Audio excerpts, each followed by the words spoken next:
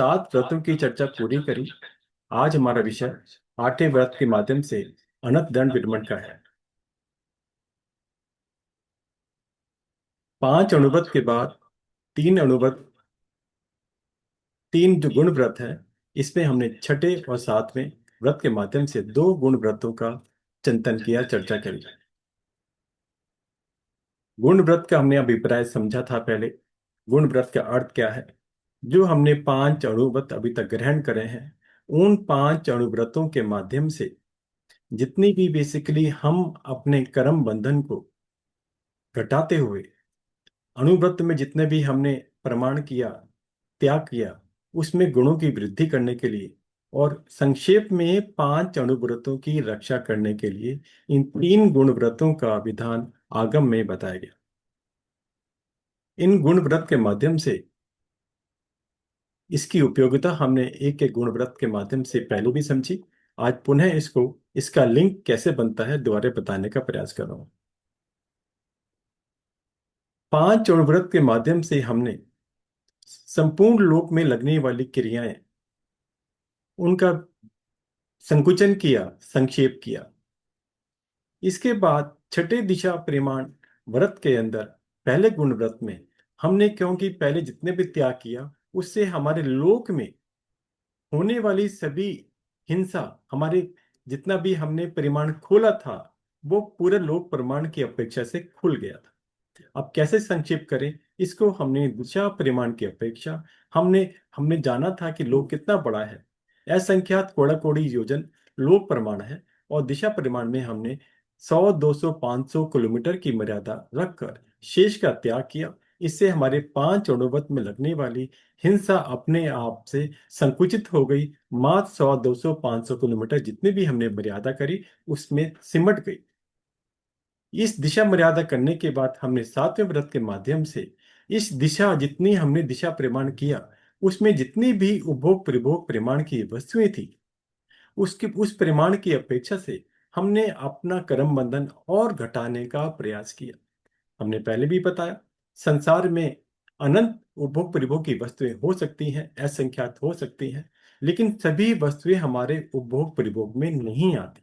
इस अपेक्षा से हमने 7वें व्रत के माध्यम से अपनी दिशा परिमाण के अंतर्गत उन वस्तुओं का भी परिमाण कर दिया कि मैं इस वस्तु को छोड़कर या इस वस्तु में हमारी 5 का आगार रखकर शेष का त्याग करता हूं। 26 बोलों के माध्यम से हमने समझा।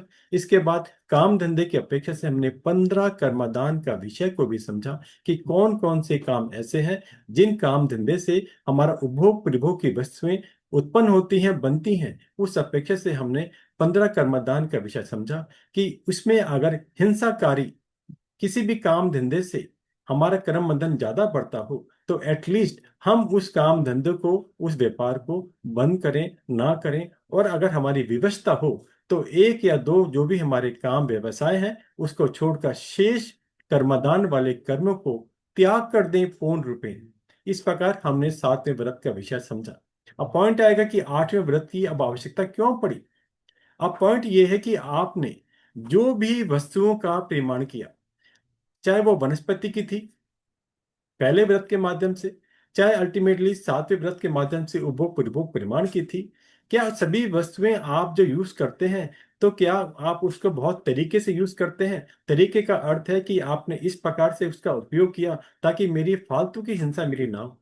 हम आज की डेट के अंदर आधे काम तो जो करते हैं ना, जितने भी प्रतिदिन की क्रिया मुझे आपको लग रही है ना, उसमें अधिकांश तो वो है जहां पर उसका कोई उपयोग है नहीं, उसकी कोई नितांत आवश्यकता हमारे जीवन में नहीं है, लेकिन फिर भी हम अपने विवेक की कमी कहूं, प्रमाद कहूं, आगे समझेंगे अलग अलग प्रकार से, उसके कारण से हम वो क्रिया करते हैं और पुनः कर्म बंधन करते हैं।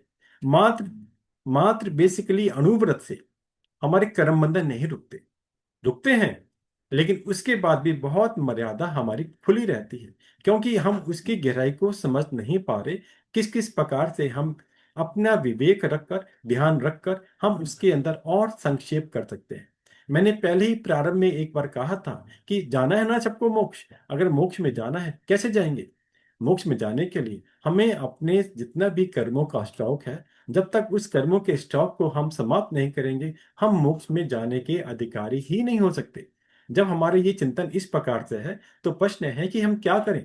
हमने पहले अणुव्रत के माध्यम से समझा कि इस प्रकार से हिंसा होती है, इस प्रकार से सत्य बोला जाता है, तो अलग अलग प्रकार से हमने नियम धारण किए। धारण करने के बाद इसके बाद भी इतना बड़ा विषय अभी खुला रह जाता है, जिसका हमने चिंतन किया ही नहीं, हमारी सोच में आता ही नहीं।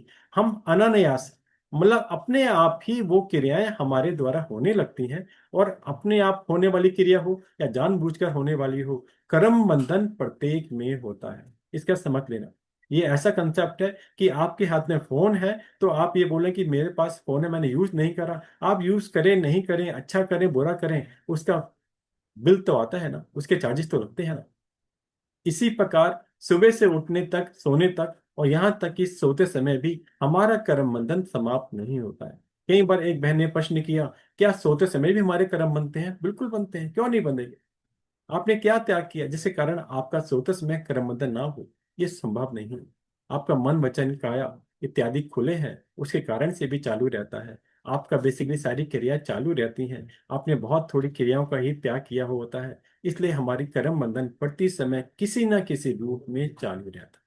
तो इस प्रकार हमने इस बात को समझने का प्रयास करें कि हम 5 अनुव्रतों का पालन करने के बाद भी कौन कौन से किस किस प्रकार से विषय हैं, उसको समझने के लिए ये 3 गुण व्रत हैं, आप समझ सकते हैं। अगर हम ये कहते हैं कि ये हमारे अनुव्रतों की रक्षा करते हैं, गुण व्रत किस प्रकार से रक्षा करते हैं और क्यों करते हैं, इसको हमने इसको शॉर्ट में समझने का प्रयास किया कि इस प्रकार किस प्रकार से हम क्रिया करें, किस प्रकार का अपना जीवन बनाएं, ताकि हम कर्म बंध से बच सकें। हमारे, मैंने पिछली बार भी बताया था, जितने भी नियम प्रत्याख्यान, जितने भी हम लोग क्रिया करते हैं, उनका सबका एक ही लक्ष्य है, कर्म बंध से बचना, कर्म बंध से अपनी आत्मा को बचाना। जब हमारा लक्ष्य कर्मबंध से बचने का है, तो उसके लिए हमारे जीवन में सजगता होनी बहुत जरूरी है। हमारे दिमाग के अंदर हमेशा प्रश्न होना चाहिए कि कहीं मेरा कर्म बंधन ना हो जाए। मैंने पीछे भी एक बार चर्चा की थी, सम्यक दृष्टि जितने भी जीव हैं, आत्मा है, वे सभी कर्म के बंध से डरते हैं। क्या बोला? ध्यान से सुनना, नोट कर लेना। सम्यक दृष्टि जीव हमेशा कर्म के बंध से डरता है। कर्म बंद होते समय उसकी आत्मा हिलने लगती है, उसको भय लगने लगता है, कहीं मेरे कर्म का बंद ना हो जाए। क्योंकि कर्म का बंद होना बहुत सरल है, लेकिन एक बार बंद होने के बाद उसका नियम से भोगना आवश्यक हो जाता है। और मिथ्या दृष्टि जीव कर्म करते, इसलिए बोलते हैं मिथ्या दृष्टि जीव कर्म के उदय से डरता है, बंद से नहीं डरता। बंद करते समय तो उसको भान ही नहीं होता कि जो मैं क्रिया कर रहा हूँ, क्रिया कर रही हूँ, इसका होगा क्या, इसके मुझे भोगना पड़ेगा। उस समय कहता है देखा जाएगा ना। अरे जो होगा, कल किसने देखी? कल देखा जाएगा हमें क्या होगा। लेकिन सिंपल कल पर डालने से कर्म बच, कर्म से हम बच नहीं सकते। आज नहीं तो कल हमें उसका फल भोगना पड़ता है। और कई बार हम सोचते हैं कि हम इसको टाल दें। जिस प्रकार बुखार हो गया, हम टैबलेट खाते हैं, हम सोचते हैं बुखार दूर हो गया। हमने उस समय अपने उस वेदने कर्म को पोस्टपोन करा है, क्षय नहीं करा है। इसको ध्यान करना। जिस प्रकार का 100 रुपए का लोन लेकर अगर आप उस लोन देने की पोजीशन में ना हो, तो सामने वाला मैनेजर आपका मित्र हो, वो कहता है कोई बात नहीं, मैं 120 रुपए का नया लोन बना देता हूँ। तो इसी प्रकार से जब हम कोई भी प्रयास करके अपने कर्म को टालने की कोशिश करते हैं, जिसमें धार्मिक कोई कंसेप्ट नहीं होता, किसी भी प्रकार की हमारा नियम प्रत्याख्यान संभव नहीं होता, तो वहां पर समझ लेना कि आपने सिर्फ उसको पोस्टपोन करा है, जिसको बोलते हैं डेफर करना। मतलब 100 का 120 करा है, 100 का 0 नहीं करा है। इस बात का चिंतन करना जरूरी है। इसके लिए आज का जो विषय है इसी प्रकार से है, अर्थदंड अनुदंड की अपेक्षा से हम इसको अलग प्रकार प्रकार से समझने का प्रयास किए। अभी तो सिर्फ मैंने आपको 3 गुण व्रत के माध्यम से इसका उपयोगिता बताने का प्रयास किया, किस प्रकार से ये कार्य करता है। ठीक है ना। अब आज के जो मेरा टॉपिक है, जो 8वां अनर्थदंड विरमण व्रत, इस व्रत के अंदर 3 नाम है। सबसे आखिरी में आया है विरमण व्रत। अब विरमण का अर्थ क्या, हमने पहले भी इसको चर्चा करी थी कि जो हमारे 5 अणुव्रत है, इन सबके आखिरी के अंदर भी विरमण आता है। विरमण का अर्थ क्या होता है? इसका अर्थ है विरति करना, इसका अर्थ है पाप से पीछे हटना। विरति का सिंपल मैंने परिभाषा शायद पहले भी बताई थी, आपको एक लाइन की परिभाषा दोबारा बताता हूँ। तो एक बार मैंने एक बुक में गुरुदेव के द्वारा लिखी गई थी, उसे पढ़ी थी मैंने, जिसमें पाप को पाप समझकर अरुचि लाई जाए। ध्यान से सुनना, बहुत सुंदर शब्द है, नोट कर लेना, आप चिंतन करना, आपको नई दिशा दिखेगी इस 2 लाइन के अंदर। जिसमें पाप को पाप समझकर अरुचि लाई जाए और फिर हृदय से निकालकर विधिवत पृथक कर दिया जाए। पृथक मीन्स अलग कर दिया जाए। हम कई बार जीवन के अंदर प्रतिदिन की अपेक्षा से या किसी दिन किसी तिथि की अपेक्षा से कोई त्याग प्रत्याख्यान करते हैं। सो वो जो हमने आज एकासन किया या हमने उपवास किया या हमने एम्बिल किया, तो हम कहते हैं हमने ये त्याग करा, बहुत अच्छी बात है, अनुमोदना है। जितने भी शावक शाविका हैं त्याग करते हैं, अनुमोदना होती है उनकी। लेकिन हम उसके बाद जैसे ही वो समय बीतता है, हमारी आसक्ति पुनः जागृत हो जाती है। तो ये जागृत होना यहाँ पर वृत्ति के ऊपर एक प्रश्न चिन्ह लगा देता है। इसका अर्थ ये नहीं कि आपके सारे नियम आजीवन के हों, लेकिन फिर भी इस बात को टेक्निकल समझना कि इसका अर्थ क्या है। इसका सिंपल अर्थ है कि जब भी आप कोई त्याग करते हैं, त्याग करने के बाद अगर आपको इन शब्दों जो मैंने आपको बताया, एक एक शब्द बड़ा कीमती है इसका, जिसमें पाप को पाप समझकर अरुचि लाई जाए, इतना ही एक सेंटेंस को समझ लें। तो अगर हमने किसी पाप को पाप समझ लिया और अरुचि हो गई, फिर तो उसके उसको पुनः करने के अंदर हमारे मन में इच्छा ही जागृत नहीं होनी चाहिए। ये विरक्ति का वास्तविक स्वरूप है। दूसरे पॉइंट में बोला, फिर उसको हृदय से निकालकर विधिवत तरीके से अलग कर दिया जाए। ये कब होता है? ये दोनों बातें जब भी होती हैं जब मन के अंदर, हमारे आत्मा के अंदर, हमारे चिंतन के अंदर वैराग्य की जो एक लहरें हैं वो उठें और बार बार हमें प्रेरित करें, हमें समझाएं। गुरु भगवान समय समय पर अपने प्रवचन के माध्यम से, अपनी लिखने के माध्यम से हमें जगाने का प्रयास करते हैं। समझो, समझो, समझो। हम कई बार कुछ अंश में समझते हैं और कई बार अंश में समझकर ना समझ बन जाते हैं। इसको कई बार मैं कहता हूं, हम एक रबर बैंड की तरह हैं। अगर रबर बैंड को मैं अपने दोनों हाथों की उंगली से खींचता हूं, तो कब तक वो खींची रह सकती है? जैसे ही मैं छोड़ूंगा एक एक हाथ से, वो रबर बैंड वापस अपनी पुरानी शेप में आ जाता है और पुरानी शेप के आने के साथ साथ मेरे दूसरे हाथ को चोट भी मारता है। दो बातें मैंने आपको बताई, ये प्रैक्टिकल जीवन की हैं। कभी इसको अपना कर देखना, प्रैक्टिकल देखना कि इसमें किस प्रकार की सत्यता छिपी हुई है और किस प्रकार से हम इसको चिंतन कर सकते हैं।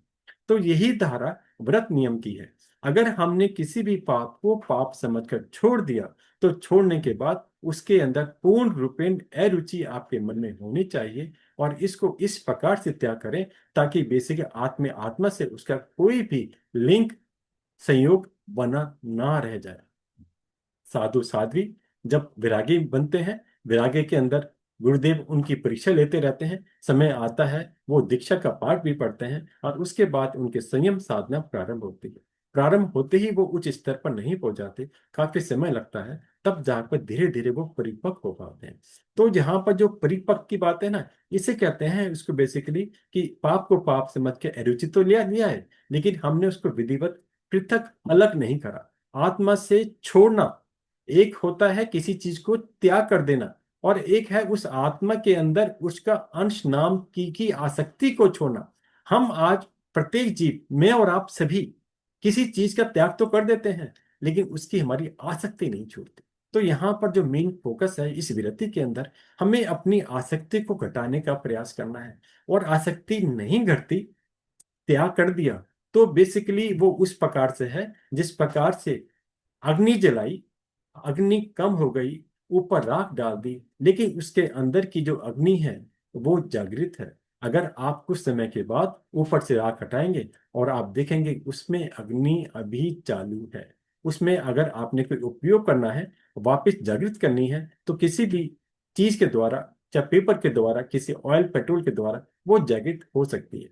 इसी पर हमारा जो भी संयोग है, सहयोगी हैं, परिवार है, मित्र हैं, इनके कई बार अगर वो त्यागी नहीं है, उनका आपके संयोग होता है, तो उस संयोग के कारण से क्या होता है, अरे छोड़ना इसमें क्या रखा है, ये सब भी तो गुरु भगवंत फरमाते रहते हैं।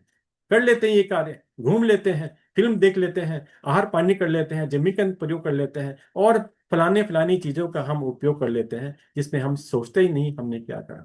तो खैर, संक्षेप में करता हूं, सिंपल बहुत बड़े विषय होते हैं। सिंपल ये है, विरमण का अर्थ है पाप से पीछे हटना, विरति करना। परिभाषा मैंने आपको बताई, जिसमें पाप को पाप समझ के अरुचि ले जाए और फिर उसको हृदय से निकालकर विधिवत पृथक कर दिया जाए। विधिवत का अर्थ है नियम पृथकानिक। एक होता है मैंने सिंपल बोल दिया, हाँ मैं कल से ये चीज नहीं करूंगा, नहीं करूंगी, ये खाऊंगा, ये नहीं खाऊंगी। और एक हम गुरु भगवंत से तरीके से डायरी पर नोट करके प्रत्याख्यान ले, ताकि जीवन के अंदर वो दृढ़ता रहे कि नहीं, मैंने अपने गुरु भगवान से इसका नियम लिया हुआ है और मुझे ये कार्य नहीं करना। इसको बोलते हैं विधिवत। ठीक है ना। दूसरा शब्द इसमें आया दंड। अनंत दंड है ना, तो दूसरा शब्द उल्टा मैं चल रहा हूं, पहले मैं विनिमय की बात करी, अब दंड की बात बता रहा हूं। तो मैंने अभी चर्चा करी वो इसी के विषय में थी। दंड दो प्रकार के बताए। और दंड का अर्थ क्या है? दंड बेसिक हम बोलते हैं, आपने व्यवहार में भी देखा होगा, दंड मिलेगा। जब छोटे थे, दंड का मतलब है पनिशमेंट, सजा। जो आपने कार्य किया है, उस कार्य के रूप में जो कार्य गलत किया है, तो गलत कार्य की हमें सजा मिलती है। क्यों? क्योंकि वो कार्य अकरणीय था, करने योग्य नहीं था, हमने फिर भी वो कार्य किया, तो उसकी हमें पनिशमेंट मिलती है, जिसको बोलते हैं दंड। अब ये दंड दो प्रकार का बताया गया। एक प्रकार का अर्थदंड और दूसरी प्रकार का अनर्थ दंड। आप कहेंगे इसका अर्थ क्या हुआ? अर्थदंड और अनर्थदंड का अभिप्राय क्या बना? अर्थदंड के अंदर तीन कैटेगरी की बात आ जाती है। जो क्रियाएं, जो काम हम अपने शरीर आदि की रक्षा के लिए, शरीर आदि की रक्षा का मतलब डिफेंस नहीं है। रक्षा मीन्स हमने पहले भी बात की थी, रक्षा का अर्थ है कि हमारे शरीर को भोजन इत्यादि की, भोजन पानी की आवश्यकता होती है। तो बेसिकली हमें वो भोजन पानी करना होता है। न केवल शावक शाविका, इवन साधु साध्वी भी आहार करते हैं। ठीक है ना। इस अपेक्षा से रक्षा करना इस प्रकार से होता है। तो और कभी आप बीमार हैं, कुछ है, तो आपने कोई कोई भी मेडिसिन इत्यादि ली, उसको भी रक्षा में गिन सकते हैं। सर्दी गर्मी की अपेक्षा आपने वस्त्रों का परिवर्तन किया, उसको भी रक्षा समझ सकते हैं। तो इस प्रकार शारीरिक आदि की रक्षा का अर्थ अपने शरीर को किस प्रकार हम अनुकूल बनाएं, ताकि जीवन हमारा चलता रहे। तो यहाँ पर इसका ये अर्थ था। पहला पॉइंट अपने शरीर आदि की रक्षा। सेकंड है कुटुंब परिवार फैमिली इत्यादि की अपेक्षा। आज हम लोग शावक शाविका, हम सब परिवार वाले हैं, गृह जीवन के अंदर है, तो हमारा दायित्व अपने पूरे परिवार की दृष्टि से रहता है।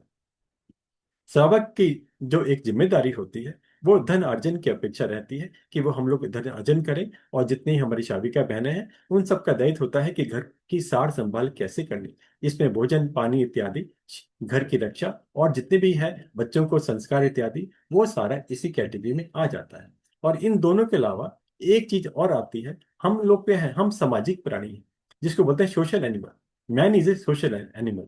तो इसका सिंपल कंसेप्ट है कि कुछ दायित्व हमारी सोसाइटी की तरफ भी होते हैं। ठीक है। तो जो भी हमारी रेस्पॉन्सिबिलिटीज हैं सोसाइटी की तरफ से, उसको तीसरी कैटेगरी में गिना गया कि हमें सामाजिक जितने भी कार्य हैं, उसका भी हमें कार्य करना पड़ता है। बहुत सारे कार्य आप देख सकते हैं जो हमें जीवन में कई बार करने पड़ते हैं, चाहे हम मंदिर स्थानक की अपेक्षा से करें, और चाहे हम बेसिकली इसको किसी दूसरी अपेक्षा से करें। कई बार आपने कोई भंडारे लगाए, पीछे कोविड हुआ, तो कोविड के अंदर कोई काफी परिवार में भोजन इत्यादि की तकलीफ हुई, सभी लोग बीमार थे, तो काफी लोगों ने भंडारे इत्यादि से, कुछ ने मेडिसिन इत्यादि को देकर, कहीं पर हम लोग जो पशु जानवर पक्षियों को चारा इत्यादि देकर, और आजकल जो एक नई पद्धति प्रारंभ हो गई है घरों के अंदर, बड़ों को घर से निकाल देना और उनके लिए वृद्धाश्रम में इनको भेज देना। तो आज भी आज के कंटेक्स्ट के अंदर, तो वृद्धाश्रम इत्यादि खुलवाना, उसमें दान देना, ये सारी चीजें हमारी सामाजिक दायित्व की अपेक्षा से है। इन सबको बेसिकली क्या है, हमने अर्थदंड में गिनना है। अर्थदंड मीन्स जिसकी उपयोगिता है, जिसकी आवश्यकता है, जिसको हम एक बोल सकते हैं कि ये लॉजिकल है, ये अनिवार्य है, पर्पसफुल है। किसी भी आवश्यकता कार्य करने के लिए जो भी हमारा कर्मबंध होता है, उसको बोलते हैं अर्थदंड। आवश्यक कार्य मैंने आपको बताया, घर इत्यादि की अपेक्षा। अब इसके अंदर कई अलग अलग पॉइंट्स आप समझ सकते हैं। आपने स्वयं की अपेक्षा, हम अगर एग्जांपल दूं, आपको स्नान करना है, आने जाने के लिए कोई आपको व्हीकल वाहन का उपयोग करना है, अब बिजनेस इत्यादि के लिए आपको कहीं और जाना पड़ता है, आप ड्राइव करते हैं, आप चाहे टू व्हीलर पे करें चाहे फोर व्हीलर पे चलेगा तो सड़क पर ही ना। और सड़क पर चलने के कारण हम कई बार देखते हैं कि सड़क पर चलने के कारण से हमारे तरह जीवों की हिंसा चलती है। अगर हम पैदल चलें तो हमारी आंखें सड़क पर होने के कारण हमारा उसमें बचाव होने की संभावना है। लेकिन जब हम किसी व्हीकल से चलते हैं, तो हमारी क्षमता ही नहीं है कि हम सूक्ष्म या छोटे छोटे जीवों को देख सकें। बड़े जानवर तो दिख जाते हैं, कोई बिल्ली सामने आ जाए, कोई चूहा इत्यादि हो जाए, वो फिर भी संभव है, और कई बार हाईवे पे हो तो वो भी संभव नहीं होता। ठीक है ना। तो इस प्रकार स्वयं की अपेक्षा बहुत सारी क्रिया हमें करनी पड़ती है। अगर बहनों की अपेक्षा मैं बोलूं, तो आपको भोजन बनाना है, तो आपको वनस्पति इत्यादि संवारनी पड़ती है, सुधारनी पड़ती है। आपको गैस चूल्हे इत्यादि के लिए अग्निकाय जीवों का आरंभ भी करना पड़ता है। आटा गूंदना है, दाल सब्जी बनाने में आपको पानी अर्थात अपकाय जीवों का आरंभ करना पड़ता है। इसी प्रकार कपड़े धोने हो तो इत्यादि में भी आपको अपकाय जीवों का आरंभ करना पड़ता है। और साबुन, सोडे इत्यादि की अपेक्षा जब आप धोते हैं तो वो साबुन का पानी जब नाली में, सीवर में जाता है तो तरसकाय की जीवों का भी आरंभ होता है। इसकी मेरी सबकी प्रभावना नहीं है, लेकिन गृह जीवन में होते हुए ये सभी कार्य हम सभी को अपने अपने जिम्मेदारी के अनुसार करने पड़ते हैं। इस प्रकार इसमें यह समझने की आवश्यकता है। ठीक है ना? तो इन इन सभी क्रियाओं को अर्थदंड की क्रिया में गिना गया। तीसरा कंसेप्ट आता है अनर्थ। जो तीसरा शब्द है इसके अंदर आज के व्रत का, वो है अनर्थ। और अनर्थ नाम ही आपको देखा है अनर्थ का है। अनर्थ मीन्स बिना किसी प्रयोजन के, बिना किसी मतलब के, अनावश्यक, जो इंपॉर्टेंट भी नहीं है। और उसके लिए हम जो भी हम क्रिया करते हैं, जो भी, और हर क्रिया में कहीं ना कहीं हिंसा का समावेश रहता ही है। तो इस हिंसा आदि का आचरण करने के कारण उसको हम अनर्थ दंड की क्रिया कहते हैं। इन क्रिया को करने से जो भी प्रकार का पाप का उपार्जन होता है वो सर्वथा अनुचित है, पर्पसलेस है। तो इसलिए आप समझ सकते हैं एक शब्द के अंदर अगर कोई भी क्रिया पर्पसलेस है, कोई पर्पस नहीं है, उसकी हमारी आवश्यकता भी नहीं है, तो उसको एक ही कैटेगरी में हमारे आगम की अपेक्षा बताया, वो है अनर्थ दंड की क्रिया।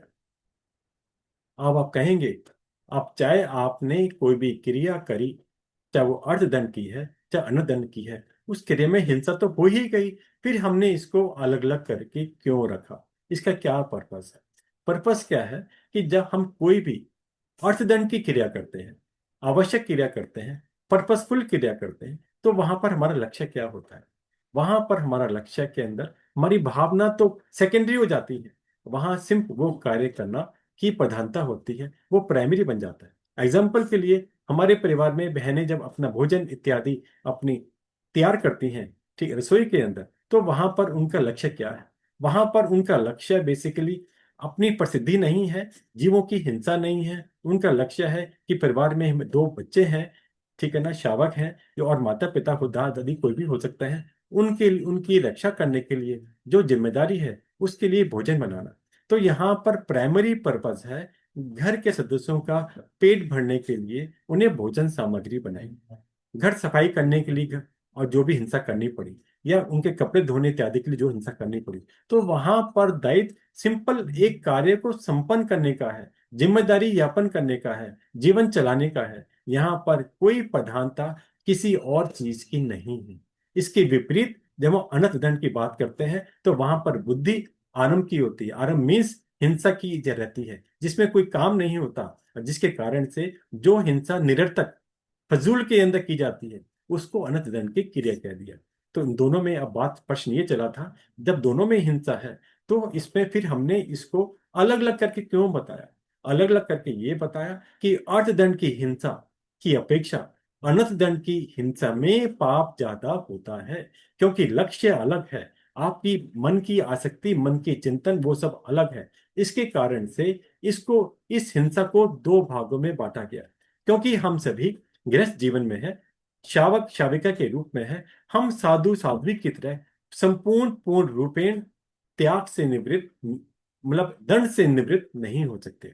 हमें सांसारिक क्रियाएं करनी पड़ती हैं, उन्हें किसी न किसी पर्पज से, प्रयोजन से हमें करना पड़ता है। वो आरंभ समारंभ हमें करना पड़ता है। मैंने आपको दो तीन एग्जांपल देके समझाया, चाहे वो भोजन का हो, चाहे कपड़े धोने का हो, चाहे घर सफाई का हो, चाहे और इस प्रकार के जो भी घरेलू हमारे काम हैं, ये सभी हमारे अर्थदंड की क्रिया है। ठीक है ना? अब जैसे जैसे हम उस क्रिया को छोड़कर उस जितनी आवश्यकता है, यहाँ पर अर्थदंड का अर्थ ये नहीं कि आपको जरूरत एक बाल्टी पानी की है और आप 4 बाल्टी पानी अगर यूज करते हैं वो भी अर्थदंड में हो जाएगा, नहीं। यहाँ पर सिंपल मात्र है जितनी जितनी जरूरत हो। आपने किचन में अपनी रसोई घर के अंदर बर्तन साफ करने हैं और आपने परमानेंट नल खोल के छोड़ दिया, आपको नहीं पता पानी बह रहा है या नहीं, आपने बोला कोई बात नहीं, नल खुला है ना, मेरे आसानी से बर्तन धुल जाते हैं, मेरा टाइम कम लगता है, ये अर्थदंड की क्रिया में नहीं आएगा। अब आपने अर्थदंड को अनर्थदंड में परिवर्तित कर दिया। इस बात को समझने का प्रयास करना। अर्थदंड के अंदर कारण है और अनर्थदंड में कारण नहीं है। आपकी अपनी पर्सनल आसानी के लिए की जाने वाली क्रियाएं अनावश्यक कैटेगरी में आती हैं, और जो आवश्यक में आती हैं सिर्फ अर्थदंड उसी के लिए बताया गया। इसलिए इन दोनों का भेद समझना है, किस प्रकार से हम अर्थदंड और अनर्थदंड का भेद समझ सकते हैं। आपने अगर अपने घर का बाहर का बरांडा इत्यादि कोई भी चीज को धोना है, एक तो पॉइंट है कि आपने आधी बाल्टी पानी लिया और उसमें एक मग्गे से या पोंछे से उसको झाड़ू लगाए साफ करके उसको सफाई कर दी, और एक है कि आपने नल के अंदर एक बड़ा पाइप लगा दिया, मोटे वाला पाइप लगा दिया, और आराम से जी पूरी बहुत अच्छी सफाई हो रही है। आप खुद ही कल्पना करें कि आपने क्या किया। क्या आपने जो किया वो सही है या नहीं? क्या आपके चिंतन में आया कि जो क्रिया मैंने करी, इस क्रिया के बाद मेरा कर्म बंधन कम होगा या नहीं? ये छोटा छोटा चिंतन मन में लाने के प्रयास करें। इसी प्रकार आज हमारे घर के अंदर एक मेड वगैरह होती हैं, चाहे वो बर्तन साफ करने के लिए हो, चाहे सफाई के लिए हो, वो कितना पानी डोल रही हैं, कितना क्या कर रही हैं, हम चिंतन भी नहीं कर पाते। इसलिए कहा जाता है जब भी कोई व्यक्ति हो, वो सामने अल्टीमेटली इन क्रियाओं को देखकर समझने का प्रयास करें। चाहे वो सेविका करे, चाहे आपकी कोई मेड करे, आप उसके वहां सामने रखकर उसको डायरेक्शन दे सकते हैं, समझा सकते हैं कि देख बहन, आराम से पानी यूज करना है, आपका काम आधी बाल्टी में भी हो सकता है, तो इसके लिए 2 बाल्टी पानी बर्तन धोने में क्यों खर्च करना। इसी प्रकार अगर आपने आपने खुद आपने भोजन बना रहे हैं, आपने कुकर साफ करना है या भिगोना साफ करना है, तो वहां पर आप यत्न करके उस पानी की भी ध्यान रख सकते हैं। तो अगर आपके मन में जीवों के प्रति यत्न है, तो आप देखेंगे कहीं ना कहीं आपके मन में उस चिंतन के द्वारा, उस विवेक के द्वारा कहीं ना कहीं आपको भिन्नता दिखेगी। कहीं ना कहीं आप कोशिश करेंगे कि आप किस प्रकार से अपने आप को बचने का प्रयास करें, अपने आप को कर्मों से हल्का करने का प्रयास करें। हमें कर्म बंधन से बचना है, हमारा दायित्व एक ही है। हम जब तक कर्म बंध से नहीं बचेंगे, हमारी मुक्ति नहीं हो सकती। हमारे सिंपल पाठ पढ़ने से, क्या बुक पढ़ने से, आगम पढ़ने से हमारी मुक्ति होने वाली नहीं। जब तक एक एक हमारे आत्मा के एक एक प्रदेश के अंदर हमारा वो यत्न और विवेक इत्यादि नहीं जागेगा, तब तक आश्रम रुकने वाला नहीं, तब तक हमारा कर्म बंधन रुकने वाला नहीं। इसलिए हमें द्रव्य के नहीं, हमें भाव की क्रिया से सजगता के साथ, ये नहीं कि कोई देख रहा है तो दिखाने के लिए मैं ये अच्छा बन जाऊं। अच्छा बनना और अच्छा दिखना, दोनों में बड़ा अंतर है। आजकल हम सभी अच्छा दिखना तो चाहते हैं, हम धार्मिक दिखाना तो चाहते हैं, बस धार्मिक बनना नहीं चाहते। तो इसलिए हमेशा ये जागृत रहे कि मेरी एक एक क्रिया एक कैमरे में कैद है। कैमरा कौन सा? जो बेसिकली वीतरागियों का, अरिहंत भगवंतों का, केवली भगवंतों के ज्ञान के अंदर मेरी एक एक क्रिया कैद हो रही है, कैप्चर हो रही है। मेरा एक एक चिंतन कैप्चर हो रहा है कि मेरे भाव कैसे हैं। तो इस प्रकार जब तक हम इस प्रकार से चिंतन नहीं करेंगे, हम जब तक अर्थदंड और अनर्थदंड का भेद नहीं कर सकते। हम विवेकी बनना है, यत्न करना है। हर आत्मा को, हर जीव को, छोटा हो बड़ा हो, उसको अपनी आत्मा के समान ही समझना। समझना क्या, दोनों की आत्मा समान है। एक चींटी की आत्मा और मेरी और आपकी आत्मा में कोई भेद नहीं है। एक पैसे भर 1% भी भेद नहीं है। दोनों की आत्मा में असंख्यात प्रदेश है और उसको तुल्य बता दिया गया, मींस मैथमेटिकली इक्वल बता दिया गया। कोई डिफरेंस नहीं है। आप छोटा बड़ा शरीर देखकर आप आत्म प्रदेश अलग अलग नहीं होते। तो जितनी भी हम क्रियाएं अर्थदंड की अपेक्षा से अपने जीवन के लिए जरूरी, क्योंकि गृह जीवन में है और गृह जीवन में रहते हुए हमें मजबूरी वश कार्य करने पड़ते हैं। अगर दिमाग में है कि मुझे ये कार्य करना पड़ रहा है, मेरी मजबूरी है, तो वहां पर आप देखेंगे आपकी आसक्ति ना के बराबर हो गई। मैंने पीछे भी एक बार विषय लिया था जिसके अंदर मैंने आपको बताया था, साधना समय नहीं सावधानी मांगती है। वो मैंने आपको बताने का प्रयास किया था। तो वहां पर मैंने एक लाइन आपको लिखी थी, बताई थी कि बहने की अपेक्षा मैंने एग्जांपल दिया था। आगम में आचरण सूत्र में आता है, आसपास व परिस्वा परिस्वा आसवा। इसका अर्थ है कि हम चाहें अपने चिंतन से, अपनी प्रैक्टिस से, अपने आचार से आश्रव के स्थान को, कर्म बंधन के स्थान को संवर में बदल सकते हैं। संवर बंधन में बदलने का अर्थ है कि हम जिससे हमारा कर्म बंधन ना हो, कर्म बंधन से बचने की अपेक्षा से अगर हमने उस स्थान को पलट दिया, तो आप देखेंगे कि काम तो हिंसा का था और कर्म बंधन को हमने हटा दिया। एग्जाम्पल के लिए मैंने उस टाइम भी एग्जाम्पल के द्वारा रिपीट कर रहा हूँ कि बहनें हैं, आपने रसोई भोजन बनाना है और आपने ये समझा कि मेरी जिम्मेदारी है, रिस्पॉन्सिबिलिटी है, परिवार में 4-5 सदस्य हैं, मुझे इनका भोजन बनाना है। आपने बेसिकली कहीं पर भी, जहां चाहे फ्रीज में बिना फ्रीज में, आपने वनस्पति इत्यादि ली, उसको सुधारने का प्रयास किया। मन में एक मिच्छामि दुक्कड़म के बहाव आए। इस बहाव के बात है कि मुझे इन स्थावर जीवों का, वनस्पति का जीवों का संवारना पड़ रहा है, हिंसा करनी पड़ रही है। काश मैं कहीं और होती, काश मैं अपने वैराग्य से भरपूर होके अपने गुरु भगवंतों के चरण में होती, तो आज मुझे हिंसा नहीं करनी पड़ती। अगर इस तरह के आपके भाव चलें किसी प्रकार से, तो आप देखेंगे कि वो कहाँ तो कर्म बंधन का स्थान है, जहां पर हिंसा ही होती है, चाहे वनस्पति की हो, चाहे अपकाय पानी की हो, चाहे तेय कौ की हो, चाहे बाकी शेष या कायों की हो, चाहे त्रस्त जीवों की हो। लेकिन आपके चिंतन ने आपके कर्म के आने का रास्ता बंद कर दिया, आप संवर में आ गए। इसके विपरीत एक व्यक्ति, एक शावक शाविका सब कुछ मंदिर, स्थानिक इत्यादि किसी धर्म क्रिया में है, और वहां पर होने के बावजूद भी कह रहे हैं कि बेकार मैं यहाँ आया, कि आज तो घर वालों का प्रोग्राम फलाने जगह जाने था, कोई फिल्म जाने था, या कहीं घूमने जाने का था, या कहीं और किसी पार्टी में जाना था, मैंने फालतू में कैंसिल किया।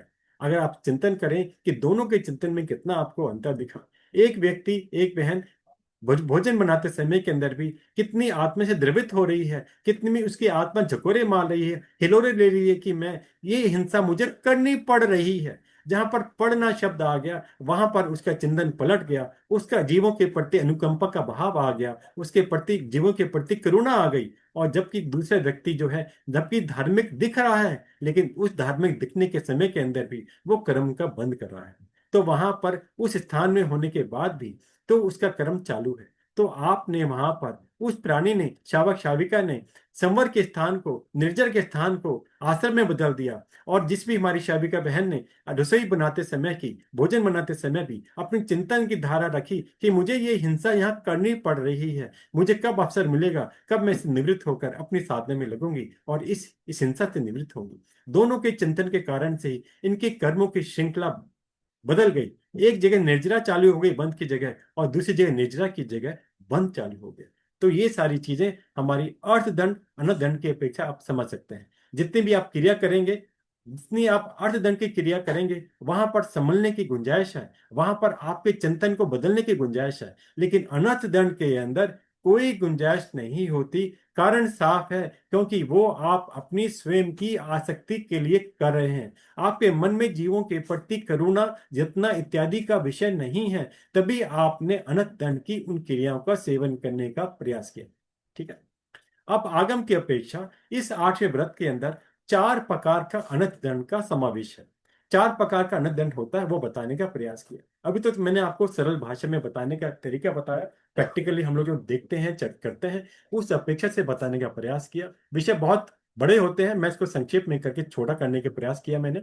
अब यहाँ पर 4 कारण आपको बताने का प्रयास कर रहा हूं कि कौन कौन से 4 कारण भगवान ने हमारे सामने रखे कि अनंत दंड कौन कौन सी क्रिया से होता है। आप कहेंगे हमने सुन तो लिया, लेकिन हम कैटेगराइज नहीं कर पाए। तो आप इसको सिस्टमेटिकली कैटेगराइज समझ सकते हैं कि 4 कारण भगवान ने बताए, जिसको उन्होंने अनंत दंड में अलग अलग करके रखा।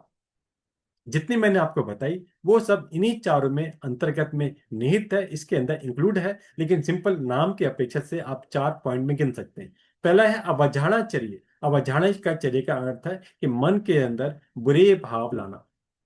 क्या आप समझे? आप अवधारणाचर्या मतलब मन से किसी भी विषय में बुरे भाव लाने को पहले प्रकार का अनर्थ दंड बता दिया। आप कहेंगे जी बुरे भाव हैं क्या, इस समझ में नहीं आया। हमारे आगम के अंदर 4 प्रकार का ध्यान बताया गया। 2 प्रकार का शुभ ध्यान और 2 प्रकार का अशुभ ध्यान। तो यहाँ पर अशुभ का चर्चा है, क्योंकि कर्म बंध का चर्चा है, तो अशुभ की हम बात करेंगे। तो 2 अशुभ ध्यान का नाम आते हैं। पहला है आर्द्र ध्यान और दूसरा है रौद्र ध्यान। नाम ही ऐसे हैं जो आपको बता सकते हैं, फिर भी इसको मैं और आपको सरलता से बताने का प्रयास करता हूं। आज ध्यान को एक शब्द में बता दिया गया, आप इसे परमार्थ समझ लें। परमार्थ मीन्स, आप अभी इसकी परिभाषा, इसकी जो पॉइंट है आगे आपको डिटेल में बताऊंगा। अभी समझे, परमार्थ मीन्स आलस्य जैसा। मीन जब बेसिकली, और परमार्थ की अगर मैं टेक्निकल आपको जवाब दूं, आराम से समझ लेना। एक लाइन है, टेक्निकल वैसे कुछ नहीं है, लेकिन उस लाइन में सब कुछ समाया हुआ है। अपनी आत्मा का छोड़कर, अपनी आत्मा का छोड़कर अपने शरीर के लिए, संसार के लिए की जाने वाली सभी क्रियाएं के समूह को परमार्थ कहते हैं। समझ में आ गई? मतलब हम जितनी भी क्रियाएं करते हैं, जिस समय हम अपने चिंतन में रहें, जिस समय हमारा हमारा विवेक जो है सिर्फ अपनी आत्मा के लक्ष्य से हो, उस समय को छोड़कर सारी संसार की क्रियाएं प्रमाद हैं। बहुत गहन विषय है इस प्रमाद का। परिभाषा बहुत छोटी दिखेगी, लेकिन बहुत गहरी है। चिंतन करने की कोशिश करें। आपने जो भी क्रियाएं करी, चाहे परिवार के लिए करी, चाहे समाज के लिए करी, चाहे आप धार्मिक समाज हो, चाहे आपकी और नॉर्मल सोशल लाइफ हो, वे सभी परमात्म में गिनी गई हैं। आप उससे अलग नहीं हो सकते, इसको समझ लेना। तो परमात्म का जो विषय है वो इस प्रकार से है, इसको फिर आगे आपको डिटेल में बताऊंगा। सिंपल मैंने इस एक एक लाइन में परिभाषित किया है उसको। परमात्म का मतलब फिर दोबारा रिपीट कर रहा हूं, अपने आत्मा को छोड़कर संसार के लिए शरीर, शरीर भी संसार में आता है, शरीर हमारा अपना नहीं है, हमारी सिर्फ अपनी आत्मा है स्वयं। शरीर को भी पर बता दिया गया, और शरीर को छोड़कर बाकी संसार तो पर है ही। चाहे आपका परिवार हो, पति पत्नी हो, बच्चे हो, माता पिता हो, या यार दोस्त हो, जितने भी हैं, सिर्फ आपकी स्वयं की आत्मा ही आपकी अपनी है, बाकी इस संसार में आपका कोई नहीं है। आप कहेंगे ऐसा क्यों बोल दिया, ऐसा क्यों बोल दिया, ऐसा क्या कारण है? हाँ, कारण है, क्योंकि उनकी कोई निश्चितता नहीं है। आप परमानेंट है, आपकी आत्मा स्वयं की परमानेंट है, वो हमेशा आपके साथ जुड़ी हुई है, वो आपकी अपनी है, बाकी शेष परिवर्तनशील है।